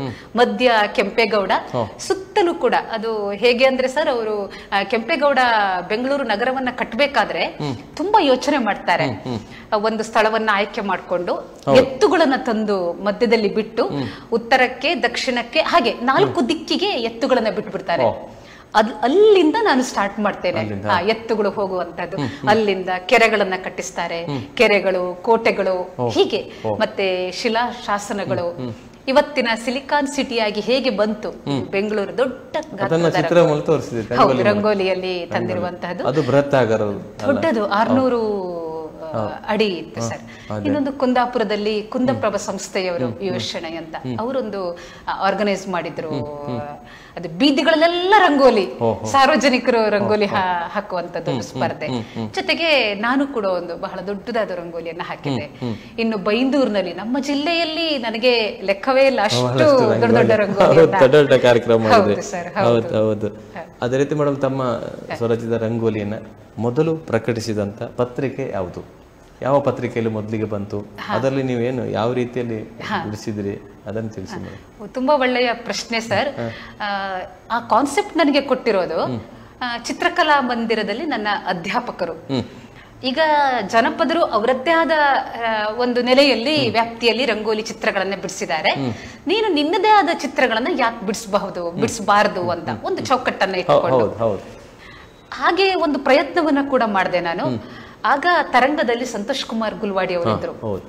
ಆ ಸಂದರ್ಭದಲ್ಲಿ ತರಂಗದಲ್ಲಿ 1-2-3 ವರ್ಷಗಳ ಕಾಲ ನಿರಂತರವಾಗಿ ಹಬ್ಬಗಳ ಸಂದರ್ಭದಲ್ಲಿ ಮತ್ತು ವಿಶೇಷ ದಿನಗಳಲ್ಲಿ ಬಣ್ಣ ಬಣ್ಣದ ರಂಗೋಲಿ ಪ್ರಕಟಣೆ ಆಯಿತು ತರಂಗದಲ್ಲಿ. ಅನಂತರದಲ್ಲಿ ಕುಂದಪ್ರಭಾ, ಸಂಯುಕ್ತ ಕರ್ನಾಟಕ, ಪ್ರಜಾವಾಣಿ, ಹೀಗೆ ಎಲ್ಲ ಸಾಧಾರಣವಾಗಿ ಎಲ್ಲ ಪತ್ರಿಕೆಗಳಲ್ಲಿಯೂ ಕೂಡ ಪ್ರಕಟ ಆಯಿತು. ಹೌದು, ಅದೊಂದು ತುಂಬಾ ಖುಷಿ ಕೊಟ್ಟಂತಹ ಸಂಗತಿ. ಖಂಡಿತ. ಅಂದ್ರೆ ನಿಮ್ದು ಒಂದು ಪ್ರಥಮ ಬಾರಿಗೆ ಬರುವುದು ಒಂಥರ ಖುಷಿ ಇರ್ತದೆ. ಪತ್ರಿಕೆಯಲ್ಲಿ ಬರ್ತಾ ಉಂಟು, ನಿಜವಾಗಿ ಅದೊಂದು ಸಂತಸ. ಏನೇ ಇರಲಿ, ಯಾವುದೇ ಕಲೆ ಇರಲಿ, ನಮ್ಮನ್ನೊಂದು ಯಾರು ಮತ್ತೆ ಅದಕ್ಕೊಂದು ಸಂಭಾವನೆ ಕೂಡ ಕೊಡ್ತಾ ಇದ್ರು. ಬಹಳ ಖುಷಿ, ನಾನು ಬಿಡಿಸಿದ ಚಿತ್ರಕ್ಕೆ ಬಂತಲ್ಲ ಅಂತ ಸಂತೋಷ. ಅದೇ ರೀತಿ ಅಂದ್ರೆ ಅದು ಒಂಥರ ಖುಷಿ. ಅದು ನಮಗೆ ಖುಷಿಗಿಂತ ದುಡ್ಡಿಗಿಂತ ಮುಂದೆ ಇನ್ನು ಮಾಡ್ಬೇಕನ್ನುವಂತ ಒಂದು ಪ್ರೋತ್ಸಾಹದ. ನಿಜವಾಗಿ ದೊಡ್ಡ ಪತ್ರಿಕೆ ಅದು ತರಂಗ, ಅದೆಲ್ಲ ದೊಡ್ಡ ದೊಡ್ಡ ಪತ್ರಿಕೆಗಳು ಅಂತಲ್ಲಿ ಬಂದಾಗ ಬಹಳ ಖುಷಿ ಆಗ್ತದೆ. ತಾವು ಇದುವರೆಗೆ ಎಷ್ಟು ರಂಗೋಲಿ ಬಿಡಿಸಿರ್ಬೋದು? ನಿಮ್ಗೆ ನೆನಪಿರ್ಲಿಕ್ಕಿಲ್ಲ, ಅಲ್ಲಿ ಹೇಳುದು ಎಷ್ಟು ಬಿಡಿಸಿರ್ಬೋದು ತಾವು? ಸ್ವಂತ ರಂಗೋಲಿಗಳ ವಿನ್ಯಾಸ ಅಂತಂದ್ರೆ ಈಗಾಗಲೇ 2-2.5 ಸಾವಿರ ಚಿತ್ರಗಳು ಇವೆ. ಬಹುಶಃ 1,000 ವಿನ್ಯಾಸಗಳು ಈಗಾಗಲೇ ಬೇರೆ ಬೇರೆ ಪತ್ರಿಕೆಗಳಲ್ಲಿ ಪ್ರಕಟಗೊಂಡಿದೆ. ಮತ್ತೆ ರಂಗೋಲಿ ಪ್ರದರ್ಶನ ಎಲ್ಲ ಮಾಡುವಾಗ ನನ್ನದೇ ಒಂದು ಐಡಿಯಾ, ಮತ್ತೆ ಕೆಲವೊಮ್ಮೆ ಅಲ್ಲಿ ಆರ್ಗನೈಸ್ ಮಾಡುವಂತ ಸಂಸ್ಥೆಗಳು ಕೆಲವು ಕಾನ್ಸೆಪ್ಟ್ ಕೊಡ್ತಾರೆ ಸರ್. ಹಳ್ಳಿಯ ಚಿತ್ರಣಗಳು ಈ ತರ ಮಾಡಬೇಕು, ಹೌದು, ಭತ್ತ ಕುಟ್ಟುವಂತಹದ್ದು, ಬೀಸುವಂತಹದ್ದು ಮತ್ತು ಗದ್ದೆಯಲ್ಲಿ ಎತ್ತುಗಳಿಂದ ಉಳುವಂತಹದ್ದು ಅಂತ ಚಿತ್ರಗಳು ಬೇಕು ಅಂತ ಹೇಳ್ತಾರೆ. ಆಗ ಅದಕ್ಕೆ ಸರಿಯಾಗಿ ಬಿಡಿಸುವಂತದ್ದು. ಎಷ್ಟು ಅಂತ ಲೆಕ್ಕ ನೆನಪಾಗ್ತಾ ಇಲ್ಲ, ನಿರ್ದಿಷ್ಟವಾಗಿ ಹೇಳಲಿಕ್ಕೆ ಆಗಲ್ಲ, ಅಂದಾಜು ಇಷ್ಟಿರ್ಬೋದು ಅಷ್ಟೇ. ಆಗ್ಲಿ ಮೇಡಮ್, ಬಹಳ ಉತ್ತಮ ಕೆಲಸ, ಬಹಳ ಕಷ್ಟದ ಕೆಲಸ ಈ ರಂಗೋಲಿ ಬಿಡಿಸೋದು. ಅಂದ್ರೆ ನಿಮಗೆ ಲೀಲಾಜಾಲವಾಗಿ ಬಿಡಿಸ್ತೀರಿ, ನಮ್ಗೆ ನೋಡುವಾಗ ಇದು ಹೇಗೆ ಬಿಡಿಸಿದ್ರಪ್ಪ ಅಂತ ಅನ್ಸ್ಬೇಕು. ಯಾಕಂದ್ರೆ ಒಂದು ಪೆನ್ನು ಅಥವಾ ಒಂದು ಪೆನ್ಸಿಲ್ ಹಿಡಿದು ಚಿತ್ರ ಬಿಡಿಸೋದಕ್ಕೂ ಕೈಯಲ್ಲಿ ಹೀಗೆ ಬಿಡಿಸೋದಕ್ಕೂ ಹುಡಿಯಿಂದ ಬಿಡಿಸೋದು ಬಹಳ ಕಷ್ಟ. ಅದು ಹುಡಿ ಮಾಡಿ ಹಾಕುವಂಥದ್ದು. ಈ ಉತ್ತಮವಾದ ಕಲೆಯನ್ನ ತಾವು ತಮ್ಮೊಳಗೆ ಇರಿಸಿಕೊಳ್ಳದೆ ಇನ್ನು ಹಲವಾರು ಜನರಿಗೆ ಇದರಿಂದ ಉಪಯೋಗ ಆಗಲಿ ಎನ್ನುವ ನಿಟ್ಟಿನಲ್ಲಿ ಹಲವಾರು ವಿದ್ಯಾರ್ಥಿಗಳಿಗೆ ತಾವು ತರಬೇತಿ ನೀಡಿದಿರಿ. ಆ ನೀಡುವ ಬಗೆ ಹೇಗೆ ಮೇಡಮ್? ಅಂದ್ರೆ ಈ ತರಬೇತಿ ನೀಡುವ ಬಗ್ಗೆ ಮತ್ತು ಮಕ್ಕಳಲ್ಲಿರುವಂಥ ಆಸಕ್ತಿ ಅದನ್ನು ಹೇಗೆ ಅವರು ತೆಕ್ಕೊಂಡಿರು, ಅದನ್ನು ಹೇಗೆ ಮುಂದುವರಿಸ್ಕೊಂಡು ಬಂದರು? ತಮ್ಮ ತರಬೇತಿ ನೀಡುವ ಬಗ್ಗೆ ತಿಳಿಸಿ ಮೇಡಮ್. ವಿದ್ಯಾರ್ಥಿಗಳಿಗೆ ತರಬೇತಿ ಕೊಡುವಾಗ ಈಗ ಅವ್ರಿಗೆ ಕಲಿಸುವ ಒಂದು ಕಾನ್ಸೆಪ್ಟ್ ಅದು. ಅಲ್ಲಿ ಗೊತ್ತಿದ್ದ ವಿದ್ಯಾರ್ಥಿಗಳು ಇರ್ತಾರೆ, ಗೊತ್ತಿಲ್ಲದೆ ಇರುವವರು ಇರ್ತಾರೆ, ಅವರನ್ನ ಡಿವೈಡ್ ಮಾಡುವಂತದ್ದು. ಇನ್ನು ಏನು ಹುಡುಗರು ಕೂಡ ಇರ್ತಾರೆ, ಚಿಕ್ಕ ಚಿಕ್ಕ ಮಕ್ಕಳು ಕೂಡ ಇರ್ತಾರೆ, ಅವರಿಗೆ ಪುಡಿ ಹಿಡಿದು ಬಿಡ್ಲಿಕ್ಕೆ ಗೊತ್ತಿರೋದಿಲ್ಲ. ಅವಾಗ ಅವರನ್ನೊಂದು ಗ್ರೂಪ್ ಅನ್ನ ಮಾಡುವಂತಹದ್ದು, ಸ್ವಲ್ಪ ಗೊತ್ತಿದ್ದವರನ್ನ ಒಂದು ಗ್ರೂಪ್ ಮಾಡುವಂತದ್ದು. ಹಾಗೆ ಮಾಡಿ ಫಸ್ಟ್ ಅವರಿಗೆ ಫೌಂಡೇಶನ್ ಬೇಸಿಕ್ ಅನ್ನ ಕಲಿಸೋದು. ಅನಂತರ ಬಣ್ಣಗಳು ಅಥವಾ ಧಾನ್ಯಗಳು, ಎಲೆಗಳು, ಅವರದ್ದೇ ಒಂದು ನೆಲೆಯಲ್ಲಿ ಬಣ್ಣಗಳನ್ನ ವರ್ಣ ಸಂಯೋಜನೆ ಮಾಡ್ಲಿಕ್ಕೆ ಬೇಸಿಕ್ ಆಗಿ ಅವರಿಗೆ ಕಲಿಸುವಂತದ್ದು. ಅದು ಕಲಿಸುವಾಗ ನನಗೆ ಯೋಚನೆ ಬಂದದ್ದು ಏನಂದ್ರೆ, ಮಕ್ಕಳಿಗೆ ಶಿಕ್ಷಣದಲ್ಲಿ ಪಠ್ಯದಲ್ಲಿ ರಂಗೋಲಿ ಬಗ್ಗೆ ಇಲ್ಲ. ಎಷ್ಟು ಚೆನ್ನಾಗಿ ಬಣ್ಣದ ಜೊತೆಗೆ ಆಟ ಆಡ್ತಾರೆ ಅಂತಂದ್ರೆ, ಅವರಿಗೆ ಶಾಲಾ ಪಠ್ಯಗಳಲ್ಲಿ ಒಂದು ವೇಳೆ ರಂಗೋಲಿಯಂತಹ ಸಂಸ್ಕೃತಿ ಕಲೆ ಇದ್ದಿದ್ರೆ ಇನ್ನಷ್ಟು ಮಕ್ಕಳು ಬೆಳಿತಾ ಇದ್ರು, ಇನ್ನಷ್ಟು ಅವರಲ್ಲಿರುವ ಪ್ರತಿಭೆ ಹೊರಗೆ ಬರ್ತಾ ಇತ್ತು. ಹೌದು, ಖಂಡಿತ. ಅಂದ್ರೆ ಅದು ಒಂದು ಸಬ್ಜೆಕ್ಟ್ ಆಗಿ ಇದ್ದಿದ್ರೆ ಒಂದು ಪಾಠ ಇರಬೇಕಿತ್ತಲ್ಲಿ, ರಂಗೋಲಿ ಪಾಠ. ಹೌದು. ಅಂದ್ರೆ ಈ ನಾನು ಕಂಡ ಮಟ್ಟಿಗೆ ರಂಗೋಲಿಯಲ್ಲಿ ಜಾಸ್ತಿ ಸ್ತ್ರೀಯರೇ, ಮಹಿಳೆಯರು, ಹೆಣ್ಣು ಮಕ್ಕಳಿಗೆ ಜಾಸ್ತಿ ರಂಗೋಲಿ ಇಷ್ಟ ಆಗುದು, ಅದನ್ನು ಬಿಡಿಸೋದು ಕೂಡ. ಪುರುಷರು ಅಲ್ಲಲ್ಲಿ ಒಬ್ಬೊಬ್ರು ಏನೋ ಇರ್ಬೋದೇನೋ ಅಷ್ಟೇ. ಅದರಿಂದ ಅದನ್ನು ಪಠ್ಯ ಪುಸ್ತಕಕ್ಕೆ ತಂದಾಗ ಮಕ್ಕಳಿಗೆ, ಬೇರೆ ಮಕ್ಕಳಿಗೂ ಕಷ್ಟ ಆಗ್ಬೋದೇನೋ ಅಲ್ಲ ಮೇಡಮ್? ಅದರ ಬಗ್ಗೆ ಒಂದೆರಡು ಮಾತು. ಇದು ನಮ್ಮ ಅಭಿಪ್ರಾಯ. ಅಂದ್ರೆ ಹೀಗೂ ಇರ್ಬೋದಲ್ಲ, ನಾವು ವಿಮರ್ಶೆ. ಹೌದು, ನೀವ್ ಹೇಳ್ತಾ ಇರೋದು ಒಂದು ನೆಲೆಯಲ್ಲಿ ಸರಿಯೇ. ಹಿಂದಿನಿಂದ ಏನ್ ಮಾಡ್ತಾ ಇದ್ರು, ಮನೆಯಲ್ಲಿ ಅಮ್ಮ, ಮಗಳು, ಅಜ್ಜಿ ಹಾಗೆ ರಂಗೋಲಿ ಹಾಕೊಂಡು ಬಂದಿದ್ರು. ಆದ್ರೆ ಈಗ ಏನಾಗಿದೆ, ಕಾಲ ಬದಲಾಗಿದೆ. ಅಷ್ಟೇ ಅಲ್ಲ ಸರ್, ನಾವು ಉಡುಪಿಯ ದಿವಂಗತ BP ಬಾಯಿರಿ ಅವರನ್ನ ಈ ಸಂದರ್ಭದಲ್ಲಿ ನೆನಪಿಸಿಕೊಳ್ತಾ ಇದ್ದೇನೆ ನಾನು. ಬಾರ್ಕೂರು ಪರಮೇಶ್ವರ ಬಾಯಿರಿ, ರಂಗೋಲಿ ಬ್ರಹ್ಮ ಅನ್ನುವಂತಹ ಬಿರುದು ಕೂಡ ಅವರಿಗೆ. 12 ಸಂಪುಟಗಳಲ್ಲಿ ರಂಗೋಲಿ ಚಿತ್ರಗಳ ಪುಸ್ತಕವನ್ನ ತಂದಿದ್ದಾರೆ. ಅಷ್ಟೇ ಅಲ್ಲ, ಅದಕ್ಕೆ ಸಂಬಂಧಪಟ್ಟ ಹಾಗೆ ಸಾಹಿತ್ಯದ ಮತ್ತೆ ಸಂಗ್ರಹಿಸಿದ ಕೃತಿಗಳನ್ನು ಕೂಡ ಬರೆದಿದ್ದಾರೆ. ಜೊತೆಗೆ ಈಗಿನ ಒಂದು ಸಿಚುವೇಶನ್ ಹೇಗಿದೆ ಅಂದ್ರೆ, ಹವ್ಯಾಸಿ ರಂಗೋಲಿ ಕಲಾವಿದರು, ಮಹಿಳೆಯರು ಕೂಡ, ಹೆಣ್ಣು ಮಕ್ಕಳು ಕೂಡ ಬಿಡಿಸ್ತಾರೆ, ಪುರುಷರು ಕೂಡ. ಚಿತ್ರಕಲೆ ರೀತಿ ಆಗಿದೆ. ಹೌದು. ಶಾಲಾ ಪಠ್ಯಕ್ಕೆ ಟ್ಯಾಲೆಂಟ್ ತೋರಿಸಲಿಕ್ಕೆ ಯಾವ ರೀತಿಯಲ್ಲಿ ಇದೆ ಅಂತ ಹುಡುಕ್ತಿದ್ದಾರೆ ನಮ್ಮ ಈಗಿನ ಹೊಸ ಜನರೇಷನ್. ಏನೋ ಒಂದು ಮಾಡ್ಬೇಕು, ನಾನು ಜನರ ಮುಂದೆ ಬರ್ಬೇಕು, ನಾನು ಕೂಡ ಏನು ಲೈಟ್ಗೆ ಬರ್ಬೇಕು, ಲೈಮ್ ಲೈಟ್ಗೆ ಏನು ಹೇಳ್ತೇವಲ್ಲ, ಒಂದು ಎದುರುಗಡೆ ಬಂದು ನಾನು ಕೂಡ ಏನೋ ಸಾಧಕ ಅಂತ ತೋರಿಸ್ಕೊಳ್ಬೇಕು ಅಂತ ನಿಟ್ಟಿನಲ್ಲಿ ಅವ್ರು ಏನೆಲ್ಲ ಕಲಿತಾರೆ. ಅದರ ಜೊತೆ ಒಂದು ಉತ್ತಮವಾದ ರಂಗೋಲಿನೂ ಕೂಡ ಕಲಿತಾರೆ. ಶಾಲಾ ಪಠ್ಯದಲ್ಲಿ ಅಂದಾಗ ಸ್ವಲ್ಪ ಅಲ್ಲಿ ಸ್ವಲ್ಪ ಅವರಿಗೆ ನಾಲೆಜ್ ಸಿಗ್ತದೆ, ಅದರ ಬಗ್ಗೆ ತಿಳುವಳಿಕೆ ಸಿಗ್ತದೆ. ಖಂಡಿತ ಇದು ನಮ್ಮ ಸಂಸ್ಕೃತಿ. ಹೌದು, ಖಂಡಿತ. ನಿಮ್ಮ ಹತ್ರ ಬಹಳಷ್ಟು ಮಾತಾಡ್ಲಿಕ್ಕಿದೆ. ಒಂದು ಪುಟ್ಟ ವಿರಾಮ ತೆಗೆದು ಆಮೇಲೆ ಮಾತುಕತೆಯನ್ನು ಮುಂದುವರಿಸೋಣ. ವೀಕ್ಷಕರೇ, ಕಲಾಂತರಂಗ ಕಾರ್ಯಕ್ರಮದಲ್ಲಿ ಪುಟ್ಟ ವಿರಾಮ ತೆಗೆದು ಆನಂತರ ನಿಮ್ಮ ಮುಂದೆ ಬರ್ತೇವೆ. ನೋಡ್ತಾ ಇರಿ ಯು ಚಾನಲ್. ನಮಸ್ತೆ.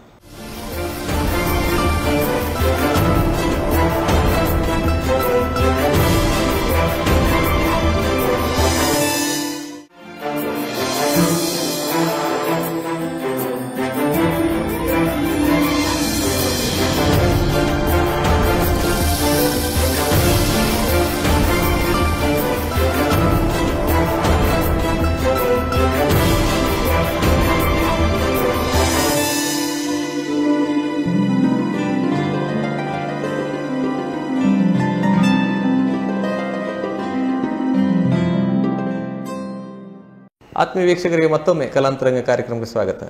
ಇಂದು ನಮ್ಮೊಂದಿಗೆ ಇದ್ದಾರೆ ನಮ್ಮ ನಾಡಿನ ಜನಪ್ರಿಯ ರಂಗೋಲಿ ಕಲಾವಿದೆ, ಅವರೇ ಭಾರತಿ ಮರವಂತೆ ಅವರು. ಅವರೊಂದಿಗೆ ಮಾತುಕತೆಯನ್ನು ಆಡ್ತಿದ್ದೀವಿ, ಅವರ ವಿಷಯವನ್ನು ತಿಳಿತಿದ್ದೇವೆ, ಅವರ ಮನದ ಮಾತನ್ನು ನಾವು ತಿಳಿಯಲು ಪ್ರಯತ್ನ ಪಡ್ತಿದ್ದೇವೆ. ಅವರು ತಿಳಿಸ್ತಾ ಇದ್ದಾರೆ. ಅವರಿಗೆ ಮತ್ತೊಮ್ಮೆ ಕಲಾಂತರಂಗ ಕಾರ್ಯಕ್ರಮ ಬರಮಾಡಿಕೊಳ್ಳೋಣ. ಮೇಡಮ್, ತಮಗೆ ಮತ್ತೊಮ್ಮೆ ಸ್ವಾಗತ ಕಲಾಂತರಂಗ ಕಾರ್ಯಕ್ರಮಕ್ಕೆ. ಅದೇ ರೀತಿ ಮೇಡಮ್ ತಾವು ಹಲವಾರು ಕಡೆ ಅಂದರೆ ಈ ರಂಗೋಲಿಯನ್ನು ಬಿಡಿಸಿ, ನಿಮಗೆ ನೆನಪಿಲ್ಲ ಎಷ್ಟಿದೆ, ಬಹಳಷ್ಟು ರಂಗೋಲಿಯನ್ನು ಬಿಡಿಸಿದಿರಿ. ರಂಗೋಲಿಯಲ್ಲಿ ಬಹಳಷ್ಟು ವರ್ಷಗಳಿಂದ ಸಾಧನೆ ಮಾಡ್ತಿದ್ದೀರಿ. ಅದೇ ರೀತಿ ಬಹಳಷ್ಟು ಶಿಷ್ಯಂದ್ರನ್ನು ಕೂಡ ತಾವು ತಯಾರು ಮಾಡಿದ್ದೀರಿ, ರಂಗೋಲಿ ಕಲೆಯ ಶಿಷ್ಯಂದ್ರ. ಅದೇ ರೀತಿ ಅವರು ರಂಗೋಲಿ ಎನ್ನುವಂಥ ಒಂದು ಪತ್ರಿಕೆಯನ್ನು ಮಾಡ್ತಿರ್ತಾವೆ ಅಲ್ಲ ಮೇಡಮ್. ಒಂದು ರಂಗೋಲಿ ಅನ್ನೋದು ನೀವು ಆಗಲೇ ಹೇಳಿದ್ರಿ, ಶಾಲೆ ಪಠ್ಯ ಪುಸ್ತಕದಲ್ಲಿ ಇರಬೇಕು. ಇರದ್ರೇನಂತೆ, ನಾನೇ ಒಂದು ಅಲ್ಲ ಒಂದು ಪುಸ್ತಕವನ್ನು ಮಾಡಿ ನಾಡಿಗೆ ಸಮರ್ಪಿಸ್ತೇನೆ. ಆಸಕ್ತಿ ಉಳ್ಳವರು ಅದನ್ನು ಖರೀದಿಸಿ ಕಲಿತಾರೆ. ಈ ಪತ್ರಿಕೆ ನೀವು ಮಾಡಿದ ಬಗ್ಗೆ ನಿಮ್ಮ ಮನದಲ್ಲಿ ಮೂಡಿದ, ಅಂದರೆ ಇದು ಮಾಡಬೇಕೆನ್ನುವಂಥ ಒಂದು ನಿಮ್ಮ ಯೋಜನೆ, ಇದು ಮಾಡಿದರೆ ಒಳ್ಳೆಯದು ಎನ್ನುವಂಥ ಯೋಜನೆ ಬಂದ ಬಗ್ಗೆ ಹೇಗೆ ಅದು ನಿಮ್ಮಲ್ಲಿ ತಿಳುವಳಿಕೆ ಇದೆ. ಆ ತಿಳುವಳಿಕೆಯನ್ನು ಪುಸ್ತಕದ ರೂಪದಲ್ಲಿ ಜನರಿಗೆ ತಿಳಿಸೋಣ. ಎಲ್ಲರಿಗೂ ನಾವು ಮನೆಗೆ ಹೋಗಿ ತಿಳಿಸ್ಲಿಕ್ಕೆ ಆಗೋದಿಲ್ಲ. ಅದರಿಂದ ಒಂದು ಉತ್ತಮವಾದಂಥ ಲೇಖನವನ್ನು ಬರೆದು ಉತ್ತಮವಾದಂಥ ಅದರ ಹೇಗೆ ಮಾಡಬೇಕು ಎನ್ನುವುದನ್ನು ಕೂಡ ಅದರಲ್ಲಿ ತಿಳಿಸಿರ್ತೀವಿ ನಾವು. ಆ ಪತ್ರಿಕೆ ಬಗ್ಗೆ, ಅದರ ಜನನದ ಬಗ್ಗೆ ತಿಳಿಸಿ ಮೇಡಮ್.